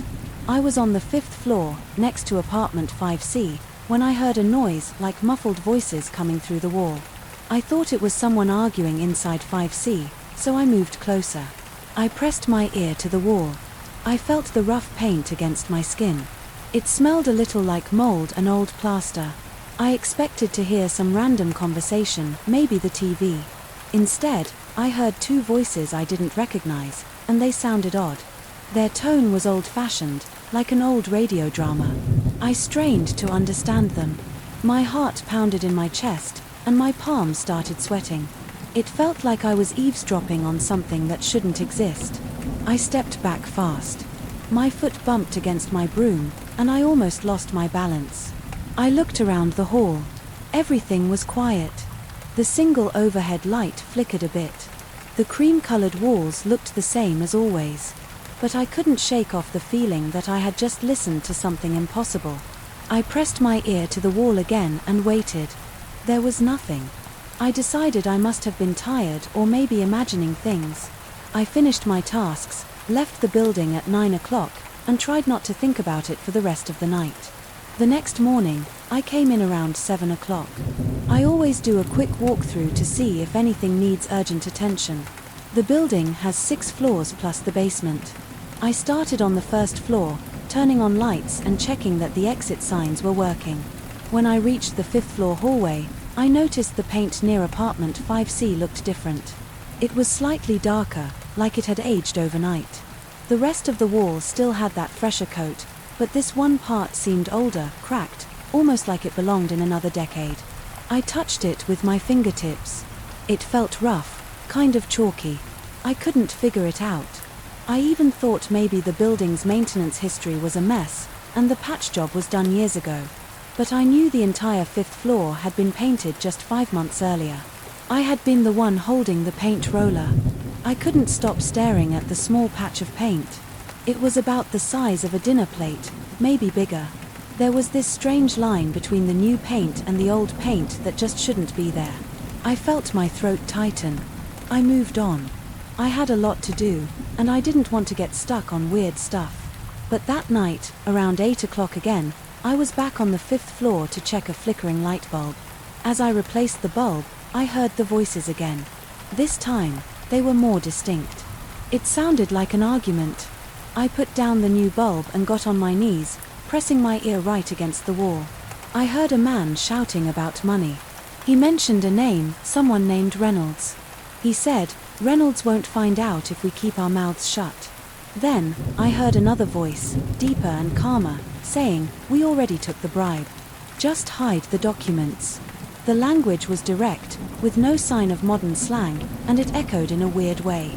I couldn't place the era, but it felt old. I felt my chest tighten. My mouth went dry. I pulled away, breathing hard. The hallway light seemed a little dimmer, like the building itself was reacting. I grabbed my toolbox and left the floor. I felt shaky all over. In my mind, I kept replaying the conversation. Who were these people? Were they tenants? Was this something that happened years ago, and somehow I was hearing it now? It didn't make sense. The next morning, the paint patch had grown. It stretched from the floor to the ceiling in a thick vertical strip. It looked like the original plaster from decades ago, with a layer of old wallpaper showing beneath the chipped paint. I ran my hand over it. Some of the wallpaper flaked off at my touch. Underneath, I could see a swirl pattern that matched a style from maybe the 1930s or 1940s. The rest of the hallway was normal, but this one section kept changing. It made me uneasy. My stomach churned. I decided not to report it to the management. They never listened to me anyway. They'd probably blame me for messing up the wall. Instead, I tried to figure it out on my own. I spent a few hours reading old maintenance logs in the basement. I found that the building was constructed in 1927 and had gone through multiple owners. There was a mention of some legal dispute in the 1950s involving forged documents. I saw the name Reynolds scribbled in the margin of an old file. It sent a shiver down my spine because that was the name I heard through the wall that night. I waited in the 5th floor hallway. I turned off the overhead light so I'd be harder to see. I pressed my ear to the patch of old wallpaper and held my breath. At first, I heard a faint buzzing, like static. Then, a voice, "I told you we could get in trouble." It was the same man as before, complaining in a hushed tone. Another man responded, "We already took the bribe. There's no turning back." I heard shuffling, like papers being stacked or hidden. My body trembled. My heart hammered against my chest, and my face felt hot. I glanced around the empty hallway, feeling a rush of cold sweat down my back. I couldn't deny it anymore. I was listening to people from decades ago. When I stood up, I noticed more changes. The hallway light fixture looked older. It used to be a modern lead dome, but now it was a dull metal sconce with a bare bulb. The floors were also different. Instead of the usual worn-out linoleum, I saw scuffed wood boards. I bent down and touched one. It felt solid. Real. The entire hallway had shifted into this older version of itself. I could smell old wood polish. My chest felt tight. My breath came in shallow gasps. I walked a few steps down the hall, listening to my own footsteps echo on the hardwood. My nerves were on edge. I wanted to get out of there, but I also felt drawn to it. I forced myself to walk to the elevator. The elevator doors, which were usually a dull silver color, had turned into a dark, cage-like gate. I pushed the call button. I heard mechanical clanking behind the walls, heavier and louder than usual. When the elevator arrived, I saw old-fashioned controls. The capacity sign read half the usual limit. Everything smelled of grease and stale air. My legs were shaking, but I stepped in. I pressed the button for the lobby. The elevator lurched downward slowly. By the time I reached the first floor, the normal, modern doors were back, and the hallway looked like it always did. I stumbled out and pressed my back against the wall, trying to calm down. My heart was thudding so hard it was painful. I didn't understand how the building could physically change. It wasn't just an illusion. I felt those wooden floors. I smelled the old polish. It was real. After a few minutes, I managed to pull myself together. I finished my shift and headed home. But I couldn't stop thinking about it. The next day, things escalated. I was on the 6th floor to fix a dripping pipe in apartment 6B. As I stepped out of the stairwell, I saw a section of the hallway that looked completely different. The paint was a soft pastel green, and the floor was covered in pinkish tiles that definitely weren't there before. I recognized the style. It looked like something from the 1970s. My stomach twisted. I peered into 6B. The door itself was different, a simple wooden door with a brass handle. I knocked on it. No answer. The hallway was silent except for the distant hum of old fluorescent lights. I knocked again, but nobody came. I decided to check the pipe later. I didn't feel safe there. I moved down to the 5th floor, trying to avoid the walls that had changed. I kept my eyes on the ground. I didn't want to hear more voices or trigger more transformations. But I couldn't help it. My curiosity got the best of me. I pressed my ear to the wall near apartment 5C again. I felt a sudden sense of dread, like stepping into a dark basement alone. But I couldn't stop. I heard new voices, a man and a woman this time, talking about the building's ownership. They were upset that Reynolds had sold off part of the property under the table. The woman said something about a crooked deal with city officials. I realized these secrets were piling up in my head.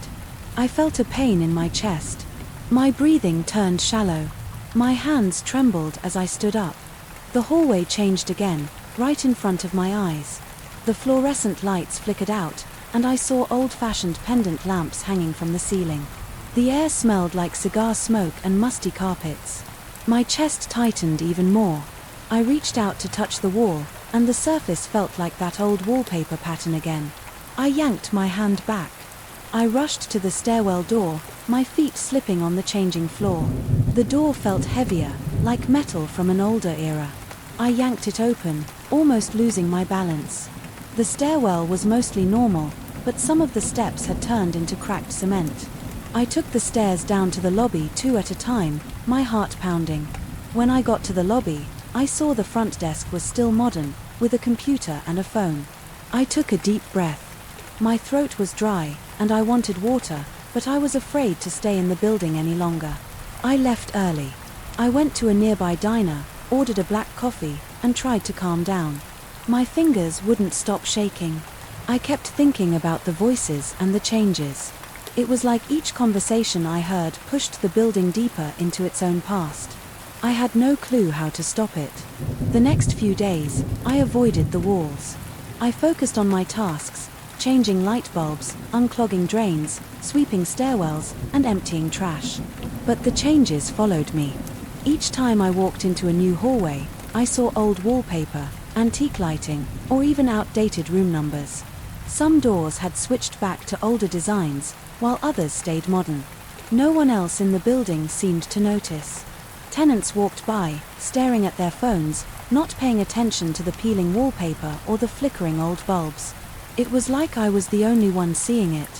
One afternoon, while I was checking the boiler in the basement, I noticed rust on some of the pipes that I'd replaced last year. Those pipes should have been brand new. Now, they looked ancient. I listened carefully. A faint echo reached my ears. I could hear footsteps above me, but they sounded heavy, like boots on hardwood floors, not the usual footsteps on linoleum or carpet. I felt sweat trickle down my temple. My neck felt stiff. I realized the entire building was slipping back in time, piece by piece. I tried telling the building manager, Mr. Gray, that something strange was happening. He shrugged it off. He said, "It's an old building, you know. Weird stuff happens." He laughed. I asked if he'd noticed the wallpaper on the 5th floor. He hadn't. He said I was making a big deal out of normal wear and tear. I knew he wouldn't help, so I tried to keep my head down. But one evening, as I was collecting trash on the 4th floor, I heard a distinct crash of glass from the hallway behind me. I turned around and saw a broken light fixture on the floor. But it wasn't the modern fixture. It was an old brass lantern with shattered glass panels. I felt my chest tighten again, and I almost lost my balance.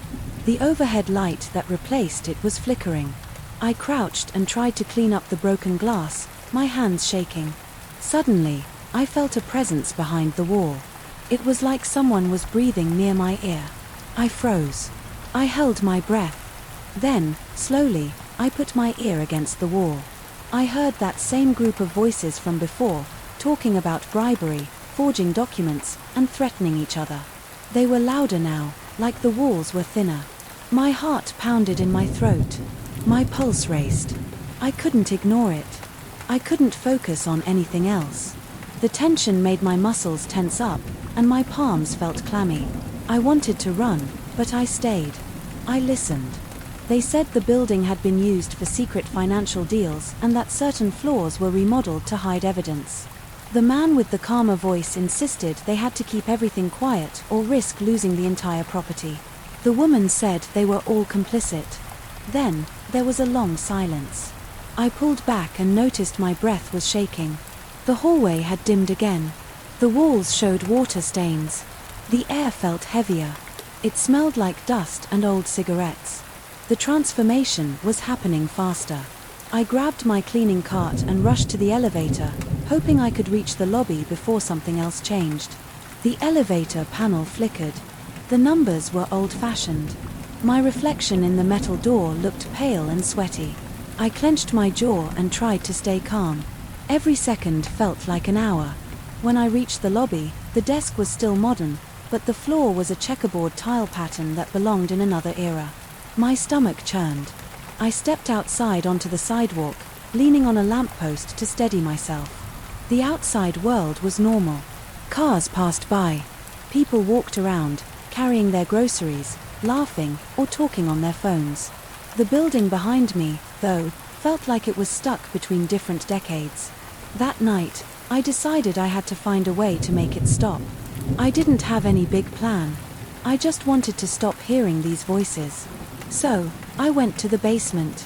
I grabbed a bucket of plaster, a few tools, and some paint. I headed to the 5th floor. I saw that the walls there had almost completely reverted to old wallpaper and chipped plaster. The wooden floor creaked under my feet. I knelt down and started scraping off the peeling wallpaper. My hands were shaking as I worked. Every scrape felt like I was digging into something forbidden. I plastered over the old section, covering it bit by bit. I felt the cold sweat on my forehead. My arms burned from the effort. When I finished, I repainted the wall with modern paint. I waited for it to dry, my legs sore from kneeling. I didn't hear any voices that night. The hallway stayed quiet. I touched the wall, testing it. It felt solid. Normal. My stomach still felt like it was in knots, and my breath was shaky, but I felt a small relief. Maybe I had sealed up that connection. I tried the same method on the 6th floor the next day. I patched up every suspicious patch of old wallpaper or plaster I could find. I sealed the cracks. I painted over them. I took longer than usual to finish my rounds, but I managed to cover most of the changes. Over the next week, I avoided pressing my ear to the walls. I focused on normal repairs. I even kept headphones in my ears sometimes, hoping that would stop me from catching any stray voices. The transformations slowed down. Less old wallpaper showed up. I didn't see as many antique fixtures. The floors stayed modern. I took that as a sign that covering up those spots was working. I still feel uneasy every time I pass the areas I patched. I keep expecting the old voices to burst through. Some nights, I hear faint murmurs, but I try to ignore them. I haven't told anyone. Who would believe me? I just do my job, keep the walls looking fresh, and do my best to ignore whatever is trapped beneath the surface. I don't think it's gone forever, but for now, the building seems stable. I still get chills whenever I'm on the 5th floor. Sometimes, I feel like the walls are breathing behind the paint. But I'm not about to press my ear against them again. I'd rather not risk it. All I know is that I never asked for this. I'm just a guy who cleans up after everyone else, and I stumbled on something I can't explain. If I leave, nobody will be here to keep the past from swallowing the entire building. I guess this is my responsibility now. So, I keep a bucket of plaster and a paint roller in my cart at all times. If the building starts reverting again, I'll do what I have to do. I'll seal it up and move on. Because I can't let the past break through. And I can't let those voices change the present any more than they already have. That's the truth, plain and simple. And if anyone asks why I'm always repainting the walls, I'll just say it's routine maintenance. They don't need to know anything else. I remember the day I picked up that Victorian mirror at an estate sale. I spotted it against a wall, half covered by a dusty sheet. The frame looked elaborate, with ornate carvings of leaves and small floral patterns. I'm an antiques dealer, so I see old stuff all the time. But there was something about this mirror that drew me in. It felt heavier than I expected when I lifted it, and the glass itself had a faint, uneven quality. The woman running the sale told me it had been passed down through the family for generations. She didn't know much more than that, and she seemed eager to get rid of it. I paid a fair price and took it back to my shop. I run a small store in a quiet neighborhood. I get customers who are either serious collectors or casual browsers looking for odd pieces to decorate their homes. When I brought in the mirror, I propped it up against a wall in the back room. I planned to clean it, make a quick assessment of its age and condition, and then decide how much I might list it for. At that point, I just considered it one more item in my inventory.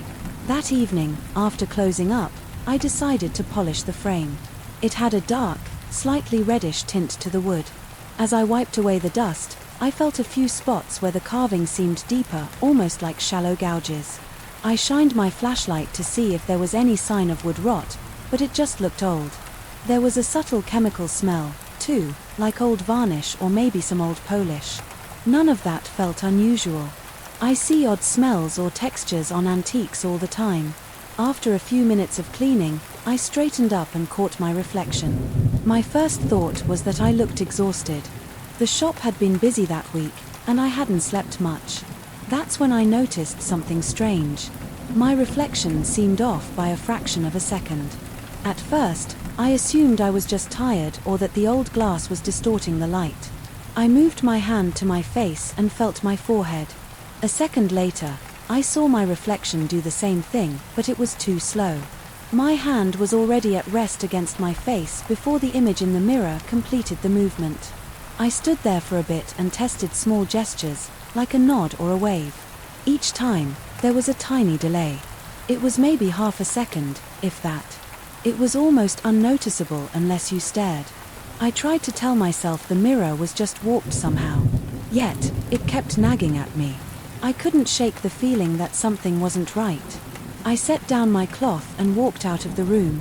I had a mild headache by then, so I decided to lock up and head home. The next morning, I walked into the shop a bit earlier than usual. I felt a strange urge to check the mirror again. I turned on the lights in the back room and glanced at it. It looked normal at first glance, just an old mirror leaning against a brick wall. I approached it carefully, like I was expecting it to jump out at me. I stood in front of it and raised my hand. The reflection copied me in time, so I figured maybe I had imagined the delay the night before. I had to open the shop, so I left the mirror alone for most of the day. But it never left my mind. Later that afternoon, a regular customer came by. He asked if I had any new finds. I gave him a quick tour of the stuff I had acquired recently. I showed him a vintage lamp, some brass figurines, and I debated showing him the mirror. But I decided not to. Something about the mirror felt personal, like I wasn't ready to sell it yet. He eventually left with a small silver box. After that, I went back to the mirror. This time, I felt more alert, and I wanted to run a simple test. I stood in front of it and lifted my right arm fast. The reflection followed, but I noticed maybe a 1-second delay. Now, it was definitely there. I put my arms down and moved them up again, more slowly. The reflection lagged again, just enough to catch my attention. I tried walking away from the mirror, and I watched it out of the corner of my eye. The reflection walked away too, but half a beat later. I began to sweat a bit. The room felt stuffy, even though the air conditioning was on. I felt my palms getting clammy, and I had this tightness in my chest, like I was waiting for something else to happen. I stepped closer to the mirror and leaned in, trying to see if there was something embedded in the glass that could cause a delay. I didn't see anything, just my own face staring back. It was a little unsettling to see my face not move exactly when I did. I blinked quickly a few times. The mirror blinked, but always a bit slower. Over the next few days, the delay got worse. It went from half a second to a full second, then to almost 2 seconds. One evening, I closed up the shop and stood in front of the mirror for what felt like half an hour, just experimenting. I waved my arms. I made faces. I jumped up and down. Each time, my reflection repeated the action, but it was always behind me by a couple of seconds. My heart started pounding harder each time I noticed the delay growing. I felt small drops of sweat rolling down the sides of my face. My breaths became more shallow and quick. I had this steady, nagging fear in my gut, like I was on the edge of discovering something I wouldn't like. I wiped my forehead with a rag and stared at myself. I felt a sudden urge to speak to the reflection. So, I opened my mouth. My reflection only opened its mouth after I finished saying, "Hello." Hearing myself say that word and then seeing the reflection respond late made me step back. I nearly tripped on a loose floorboard behind me. I decided to move the mirror into the storage room in the basement. It's a cramped space with concrete walls and a single overhead light. I wanted to hide it away until I could figure out what was going on. I lugged it down the stairs, feeling the weight in my arms, and propped it against a wall near some wooden crates. I covered it with a piece of fabric and walked away. My hands were shaking by the time I locked the basement door. That night, I tried to sleep, but I kept replaying the image of my reflection lagging behind, like it was trying to catch up but couldn't. A couple of days later, I realized I needed to sell something expensive to cover some upcoming bills. My mind went straight to the mirror. Victorian pieces can fetch a good price, especially if they're in decent shape. I decided I was going to take a few pictures and see if I could find a potential buyer who specialized in old mirrors. Even if it had this strange delay, maybe that was just a quirk in the glass that someone else might find intriguing. I went to the basement and pulled off the cover. The mirror looked dull. Dust had settled on it in just a couple of days. I wiped it off with a cloth. My own face stared back, and for the first few seconds, it seemed normal. I lifted my hand to wave. The reflection didn't move at all. I froze, my heart pounding. Then, after about 3 seconds, it finally waved back. I let out a shaky breath. I took out my phone to snap a few photos. The reflection in the phone screen was odd. My reflection was in a slightly different posture than I was. It wasn't huge, but enough to notice. I raised my phone to shoulder height, but in the mirror, my reflection's phone seemed to be a bit lower, near chest level. I wanted to see if the photos captured that difference. I snapped a series of pictures, but when I looked at them on the phone, I only saw a still image of me taking a photo.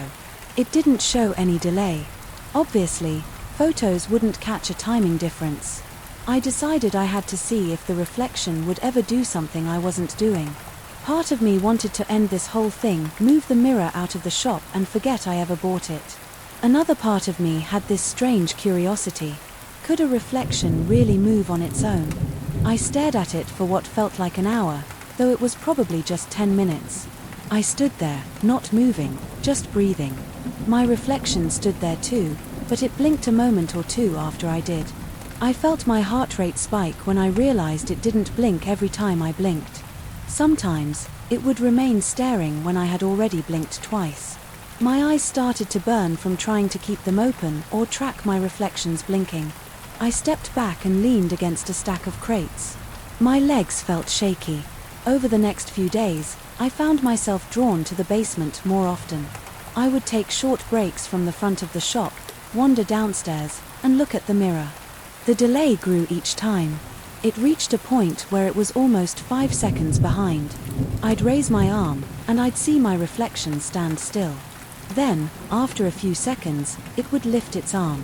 When I dropped my arm, it stayed there, arms still raised, for those same extra seconds before mirroring my move. One afternoon, I decided to test the reflection again, but in a more careful way. I brought a small stool and sat in front of the mirror. I set an old clock on a crate next to me so I could measure the delay. I would nod at exact times and watch the reflection. It always did the same action, but about 5 or 6 seconds later now. My breaths felt shallower, and my mouth was dry. I kept swallowing hard because my throat felt tight.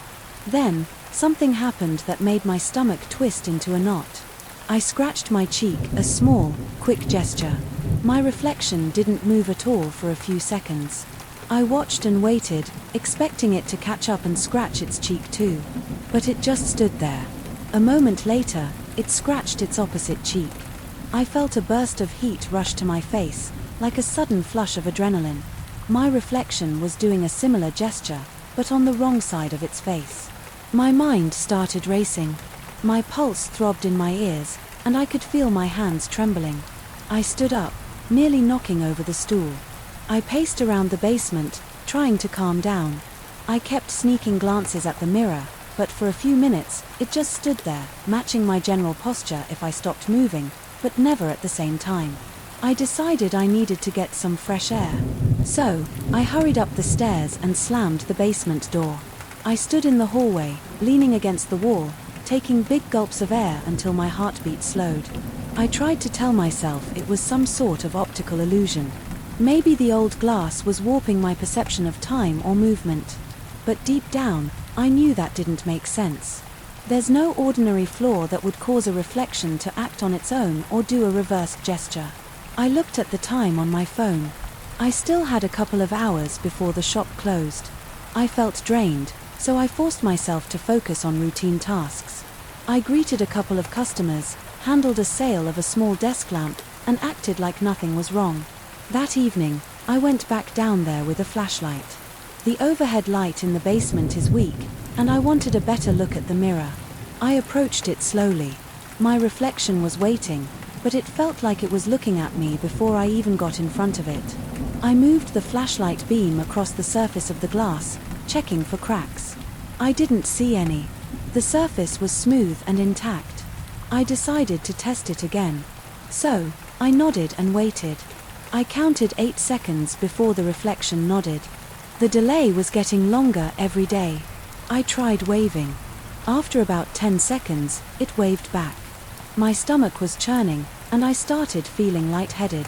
I was about to turn away when my reflection gave me a slow smile. I didn't smile.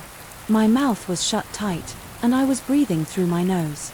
I felt ice-cold sweat breaking out across my forehead. My legs felt locked, and for a moment, I thought I might collapse. I turned off the flashlight and backed away, keeping my eyes on the mirror even though I could hardly see it. I turned on my heels and practically jogged up the stairs. I locked the basement door and went straight to my small office in the shop. My hands were shaking so hard I could barely unlock my office door. I stepped inside, sat at my desk, and tried to steady my breathing. I didn't sleep well that night. My bed felt too soft, my pillow felt too hot, and my mind kept replaying the image of that crooked smile. The next day, I arrived at the shop with a plan. I was going to get rid of the mirror. I didn't care if I made any money off it. I decided to drive it to the nearest auction house and let them deal with it. I didn't want to face it anymore. When I got to the shop, though, I felt like I owed it one last look to make sure it was still there and not, I don't know, not doing something else. I forced myself downstairs. I kept the lights off at first, but then I flicked them on. The mirror was leaning against the wall. The reflection was there, but I saw it moving a second or two before I stepped into view. It straightened its posture, as if it had been slouching. I felt my throat tighten, and I clenched my fists. I walked closer and stopped about 3 feet away. My reflection stood still. I lifted my arm halfway, not a full gesture, just a slight lift. 10 seconds passed, and it lifted its arm all the way above its head. I stumbled back, almost losing my balance. My breath got stuck in my chest. I was done. I went to grab a top from a shelf. I planned to throw it over the mirror and carry it out to my van. As soon as I turned around, I saw that my reflection was doing something different again. It leaned forward, pressed its hand to the glass, and stared out with this intent look. My heart hammered in my chest so hard I felt it in my temples. I rushed forward, tossed the taupe over the mirror, and avoided looking at it. I heard a faint tapping sound from underneath the taupe, like a fingernail tapping the glass. I yanked the mirror up, practically hugging it against my body, and shuffled my way to the stairs. I kept hearing that tapping. My arms ached from the weight, and my mouth was dry. Each step upstairs felt heavier than usual. I moved through the back room, went out the side door to my van. I slid the mirror inside and slammed the door shut. I took a minute to catch my breath. My hands were shaking, and I felt sweat soaking through the back of my shirt. I got in the driver's seat and started the van. I pulled away from the shop, trying not to think about the mirror in the back. I could still hear that faint tap in my mind, even though I knew it might just be my imagination. I drove toward the auction house with both hands gripping the wheel, knuckles white. I wanted that mirror out of my life. No one died, and there were no kids involved, but I still felt like I was in danger. I can't explain how a mirror can do something like that, and I'm not going to try.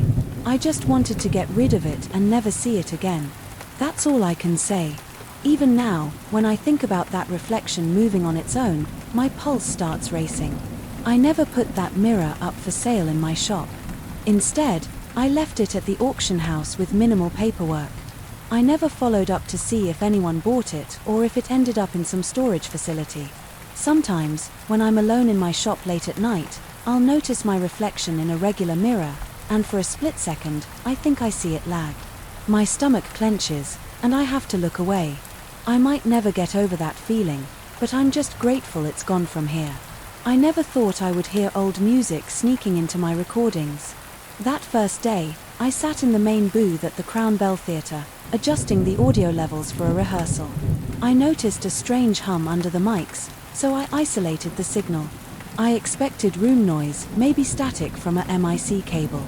Instead, I got a faint tune that sounded old. It was gentle but clear, and I knew it wasn't part of the rehearsal. It made me freeze for a second. The theatre felt colder than usual. I looked through the glass window and saw the actors on stage warming up their voices. None of them were singing that melody. I remember checking each channel one by one to see if there was some hidden feed or a stray radio frequency. Nothing made sense.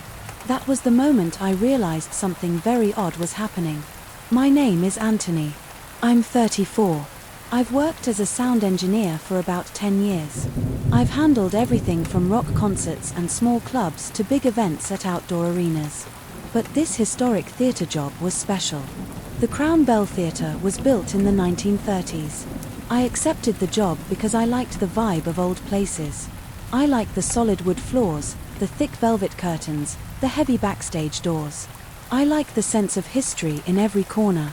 But I never guessed that history would push its way into my recordings. That day, I kept quiet about what I heard. I didn't want to scare the stage crew or the cast. I just saved a separate audio file, labeled it unknown noise, and tried to move on.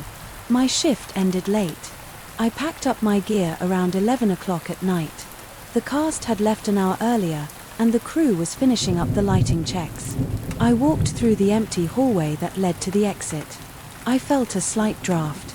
The building always felt drafty at night. I heard a squeak from the old floorboards. My heart beat a little faster than normal. I shrugged it off and left. When I got home, I replayed the clip. The melody sounded like it came from another room or from behind a wall. It was definitely an older style. The audio was scratchy, but it had a certain warmth to it. I wondered if it could be a radio station drifting in through cheap equipment. But my gear was professional grade, and the theatre's location didn't usually get random signals. I also checked the building schematics. The walls were thick, and the electromagnetic interference was minimal. I tried to stay calm. Maybe there was a logical explanation, like a forgotten speaker hidden somewhere. Yet, something felt weird. I couldn't let it go. The next morning, I arrived early. I went straight to the stage area to inspect every speaker and cable. The stage had classic floor wedges plus overhead clusters. I traced each cable run, opened the patch panels, and confirmed that everything matched the current setup.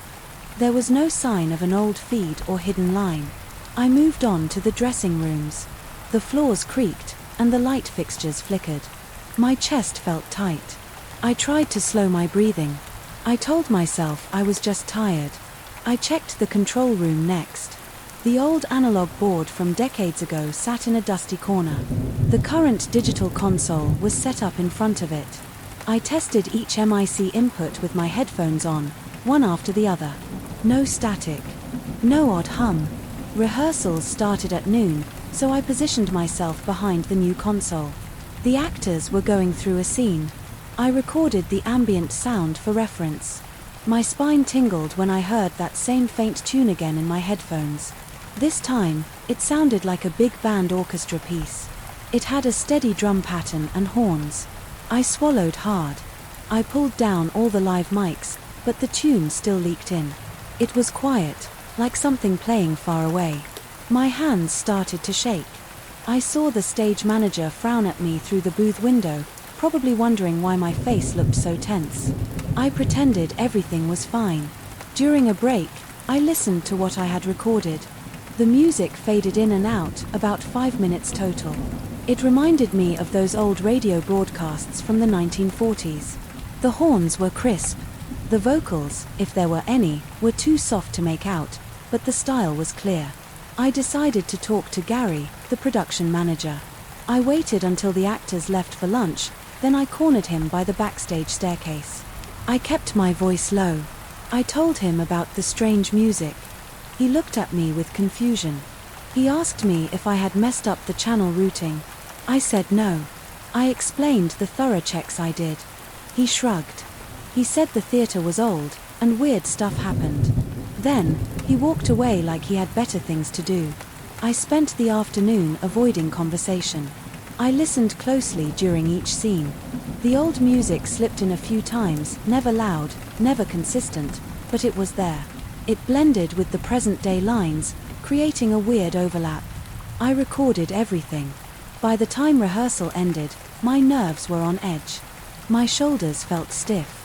My mouth was dry. I shut down the gear and saved the files.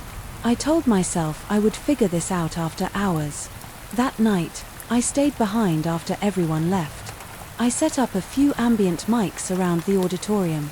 I ran cables to the booth, locked the doors, and sat alone. The air felt thick, like there wasn't enough circulation. I sipped water and waited. Around 10 o'clock, I heard a faint piano scale. I checked my monitors. The sound definitely came from the channels I set up. I got out of my seat and walked down the aisle. My shoes clacked on the wood floor. On stage, it was quiet. I felt a chill on my arms. I walked behind the curtains. Nothing. The backstage corridor was empty. I returned to the booth. On playback, I heard about 30 seconds of a piano tune. It sounded old-fashioned, with a slower tempo. I felt my stomach tighten. I rubbed my eyes. This wasn't feedback or interference. It felt like I was picking up actual performances from a different time. I started thinking about old shows the theater hosted. I recalled reading a plaque near the lobby that mentioned famous big band performances in the 1940s and 1950s. My mind raced. I tried to focus on concrete tasks. I labeled the clips, checked the waveforms, and looked at the frequency analysis. The signals fell within normal audio ranges, but they had a distinct timbre that matched older recording equipment. It confused me. I felt sweat collecting on my forehead. I decided to keep going. So, I pressed record again and left it running. About an hour later, I heard a brief burst of applause in my headphones. I almost jumped out of my chair. I didn't see or hear anything in the theater itself. The place was dark. I only had a few dim lights on. I felt like someone was watching me, but I saw nobody. I walked around the seats, shining my phone's flashlight. Rows of old wooden chairs, silent. No sign of anyone. My heart thumped. My breath felt shallow. I tried to calm down by focusing on the basics. I was alone. I was safe. and I had a job to do. I returned to the booth and listened again. The recording had crowd noise, clapping and a faint cheer, like an excited audience from many years ago. My hands felt clammy. My eyes watered. I didn't know what else to do, so I stopped the recording and packed up. I didn't want to spend the night there. I went home and listened to all the files I had gathered. There was a pattern. Each clip had a different style of music. Some had big band elements. Some had classical piano.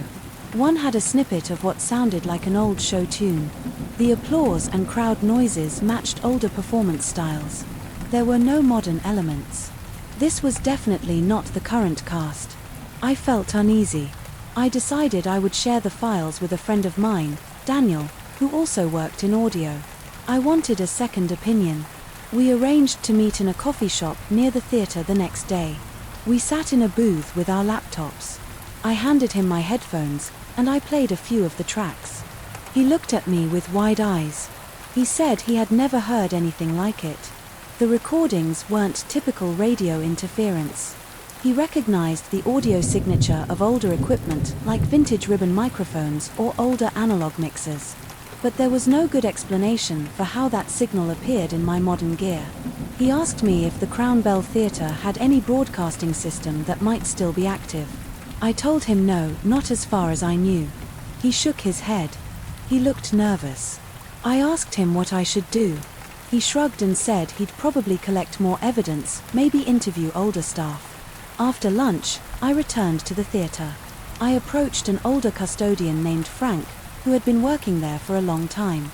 I asked him if he ever heard strange music after hours. He paused.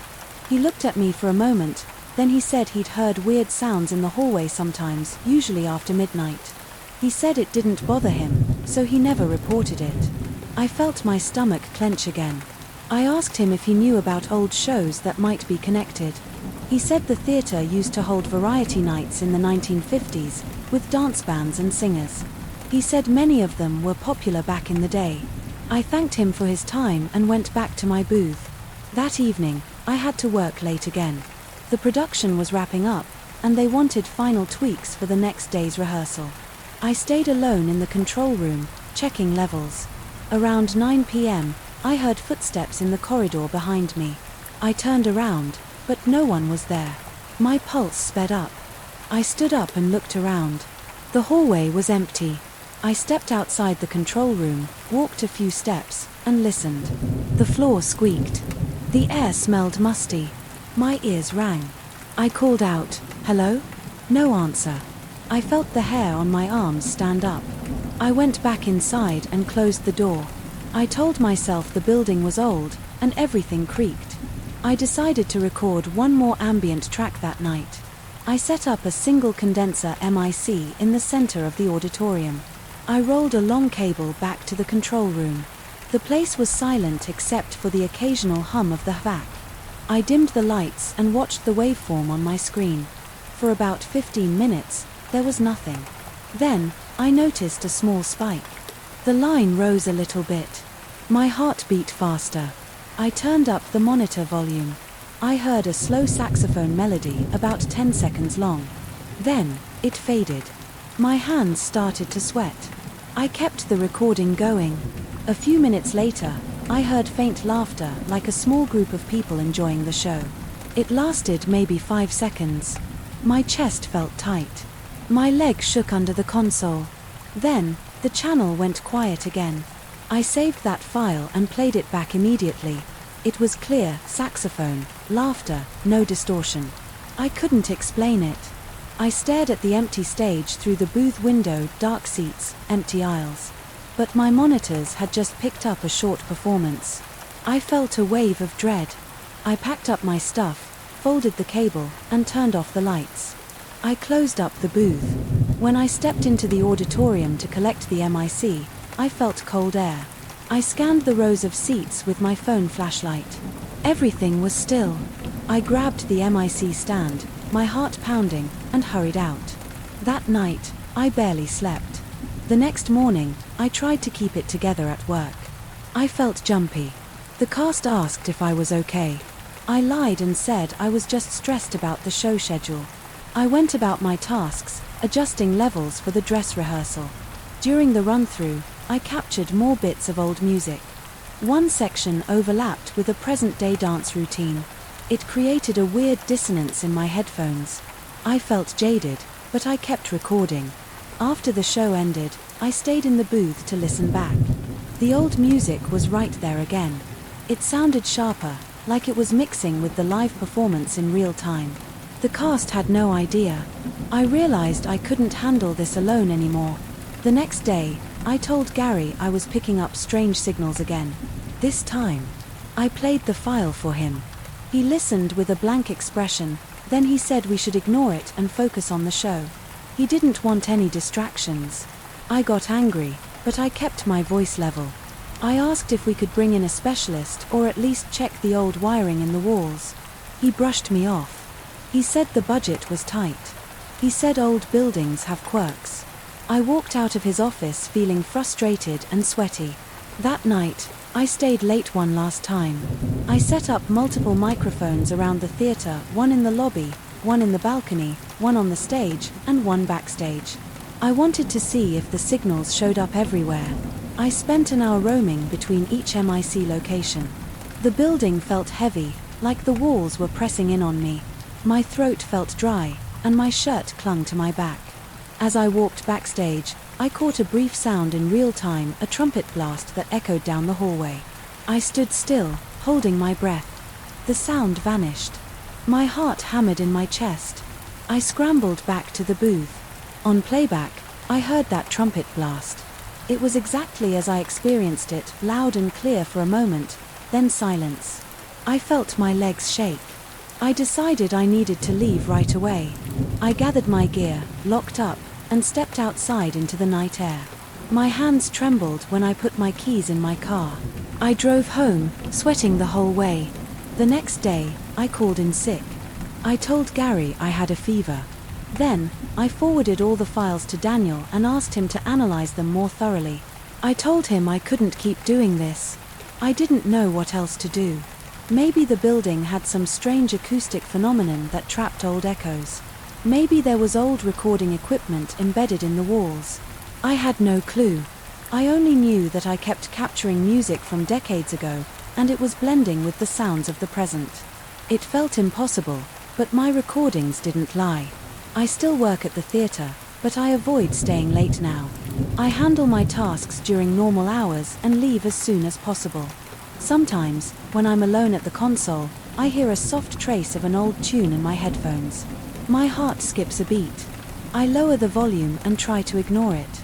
I've accepted that the theater holds pieces of its past that slip through. I can't explain how or why, but I've documented enough to know it's real. I've stopped sharing it with most people. It's just part of my job now. I manage the present-day shows and hope those old sounds stay quiet. If they don't, I just record them and move on. I'm done trying to figure it out. I'm just trying to do my job and keep my nerves in check. That's all I can do.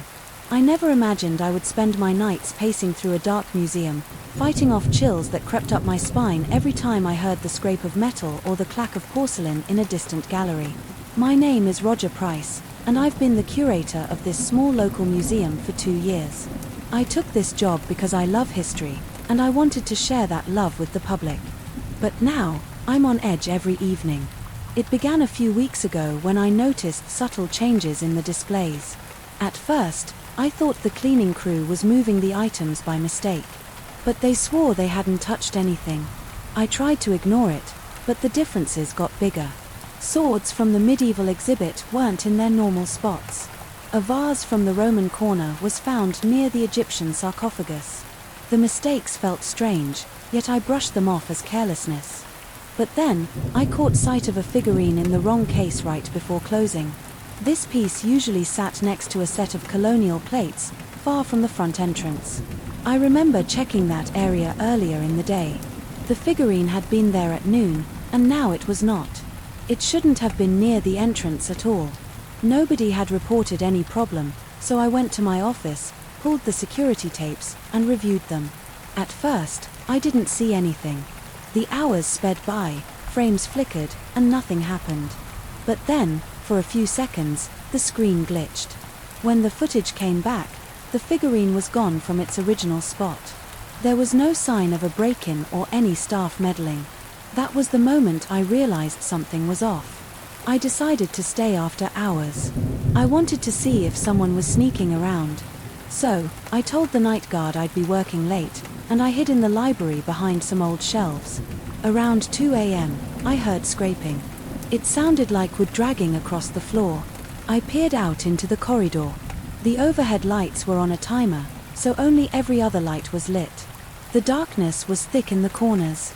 I crept forward, stopping every few steps to listen. The scraping got louder. Then, I reached the entrance to the medieval gallery and felt a cold sweat forming on my forehead.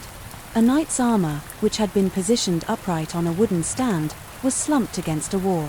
The shield that was usually resting on its left arm was lying on the floor. At the same time, a small wooden chest from the pirate exhibit stood in the middle of the walkway, even though it belonged 3 rooms away. I leaned in to examine the armor. I wanted to check for footprints or marks that might reveal if someone had dragged it. But I didn't see anything obvious. My heart thumped in my ears. I heard another noise, this time from the room featuring Renaissance paintings. I hurried there, trying not to stumble. When I reached the doorway, I found a scattered pile of documents on the floor. These weren't from our collection.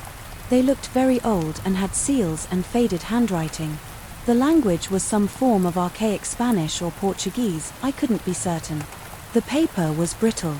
The edges crumbled when I picked them up. I felt a stab of confusion. How did these documents get here? I switched on the overhead light in the room. The brightness made me squint. I carefully placed the documents on a table. I wanted to see if they'd mention anything about the items in the museum. I read a few lines, but I couldn't make much sense of it. It referenced voyages, goods transported overseas, and references to a scuffle between factions I had never heard of. I noticed a stamp with a coat of arms that didn't match any local family or known emblem. My mind raced. I wondered if these documents had something to do with the colonial plates in the next room. We had an entire exhibit about early trade routes, but I'd never seen these specific records. Still, I had no proof they were connected to any artifact in the museum. I decided to take some photos with my phone. My hands shook as I snapped a few pictures, trying to capture the text. My breathing got heavier. My chest felt tight. I sensed I wasn't alone. I looked over my shoulder, but saw no one. The entire museum was silent. Even the HVAC system seemed oddly quiet. I blinked a few times, trying to refocus, and realized how tense my muscles were. My back ached from the rigid posture I was holding. I rubbed my neck and forced myself to keep calm. I gathered the old documents, placed them in an archival box I had grabbed from the library, and walked back to my office. I wanted to see if the security cameras had recorded anything else. Once I got there, I locked the door. The monitor showed different angles, but none were near the room with the Renaissance paintings. The system is old, we only have cameras in key spots, not covering every corner. I fast-forwarded, pausing whenever I noticed movement. But I didn't see a single person. The chest and the armor had moved sometime around 1:45 a.m., but the camera froze for a few seconds during that exact time. When it resumed, the items were in their new positions. The next morning, I approached my boss, the head of the museum's board. I told him we had some strange activity and found suspicious documents. He looked at me with confusion. He asked if I was pranking him or if I was exhausted from working long hours. I insisted something bizarre was happening, and I wanted permission to install more cameras. He shrugged and told me I could, but I'd have to handle the budget requests myself. He didn't give me much support. Still, I started making calls to different security companies. I also reached out to a local historian I knew, hoping they might help me decipher the documents I had found. That afternoon, I went to the pirate exhibit to check on the wooden chest. It was back in its usual place, locked and sealed, as if nothing had happened. There were no scratches on the floor, no sign it had been moved. I tried to lift it to see how heavy it was, and it weighed a lot. There's no way I'd miss the trail if it was dragged without a dolly. I got goosebumps just thinking about it moving on its own. It wasn't logical. Over the next few nights, I tried to catch the artifacts in the act. I switched up my hiding spots. I took catnaps in my office so I could have energy to stay awake. I'd roam the halls at different times. I saw more unsettling shifts. One night, I found the stuffed grizzly bear from our wildlife display stationed next to a medieval throne, as though it was standing guard.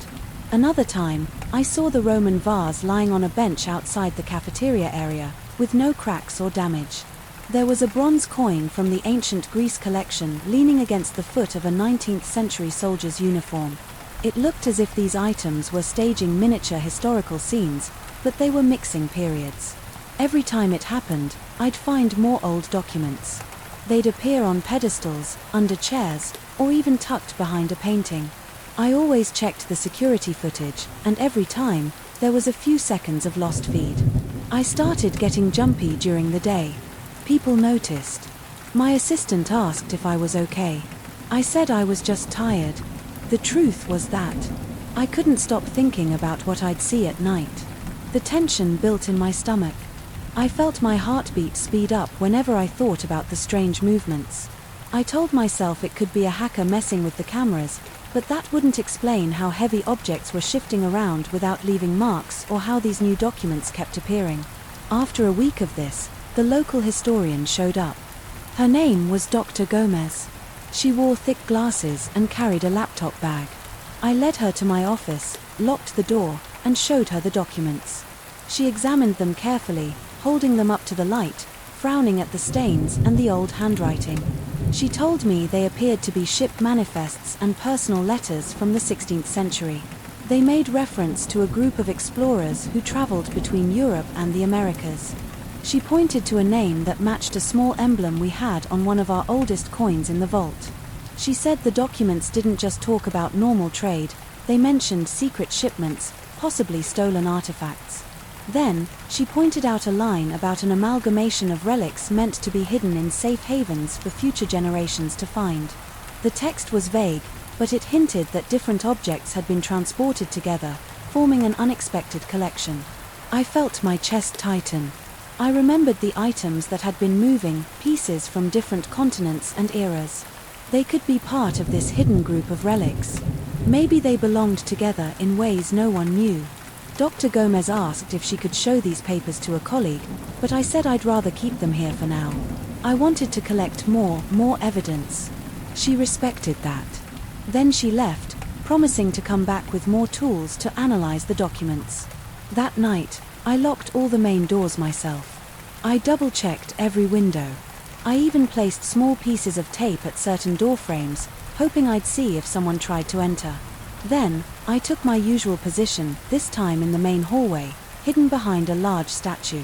The hours crept by. My legs got stiff. Around midnight, I heard a faint clang. I held my breath and peered around the statue. The corridor was dim. I crawled forward, keeping close to the wall.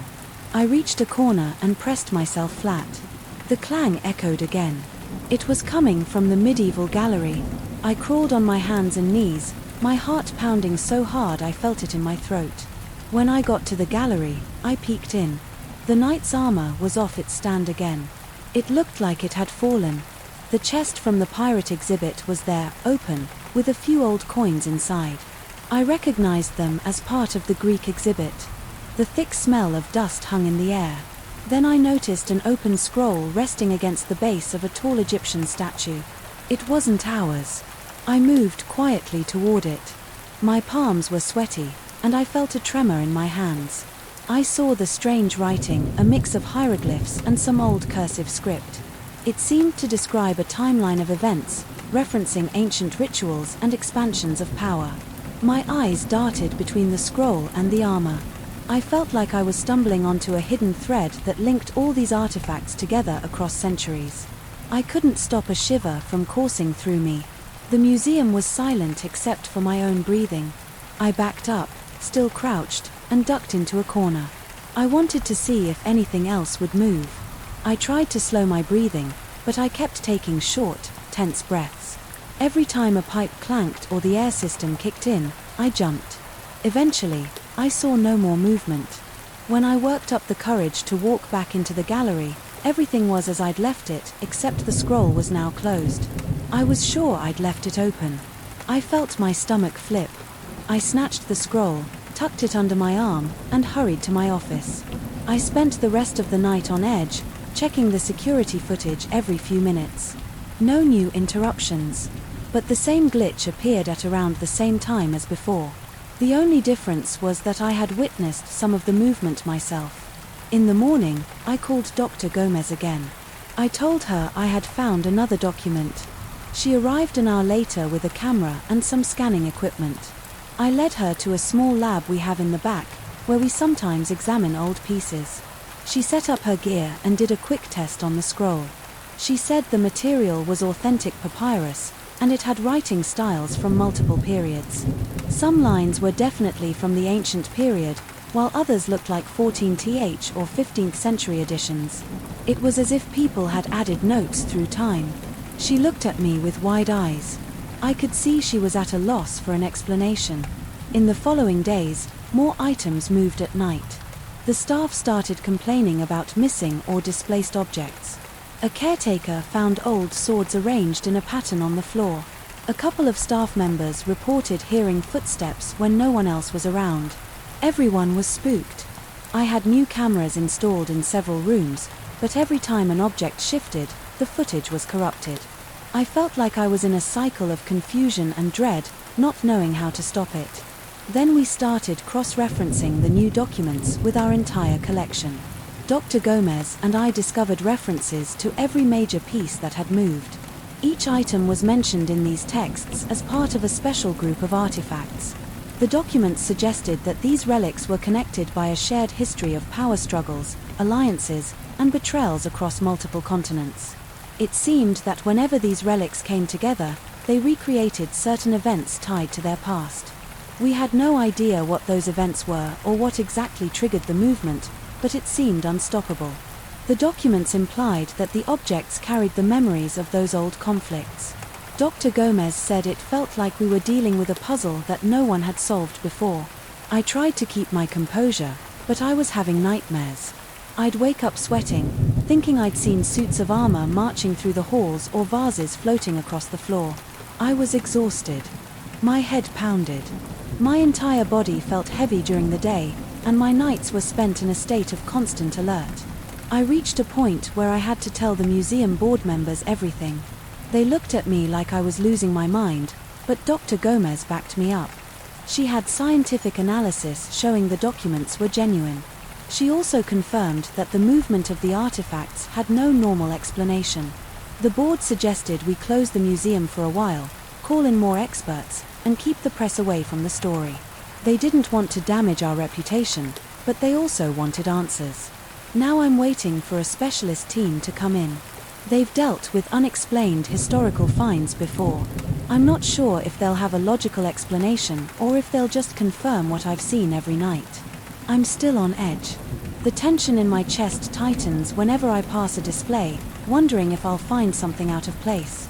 My eyes dart around, searching for new documents. I've gathered them all in one locked room now, but they keep appearing in different spots. It feels like a never-ending cycle. I'm not sure what will happen next, but I feel like I'm in the middle of a real-life puzzle that I can't walk away from. The museum doesn't feel like a calm place anymore. Each artifact seems to have a secret, and they're all stepping out of their glass cases when no one's looking. I can't deny it. I've seen them move. I've touched these ancient papers that shouldn't exist in our collection. And every time I think I've seen it all, something else happens. I'm just bracing myself, keeping my eyes open, and waiting for the night to come again. Because once it does, I know the museum will stir, and the old stories will move forward on their own.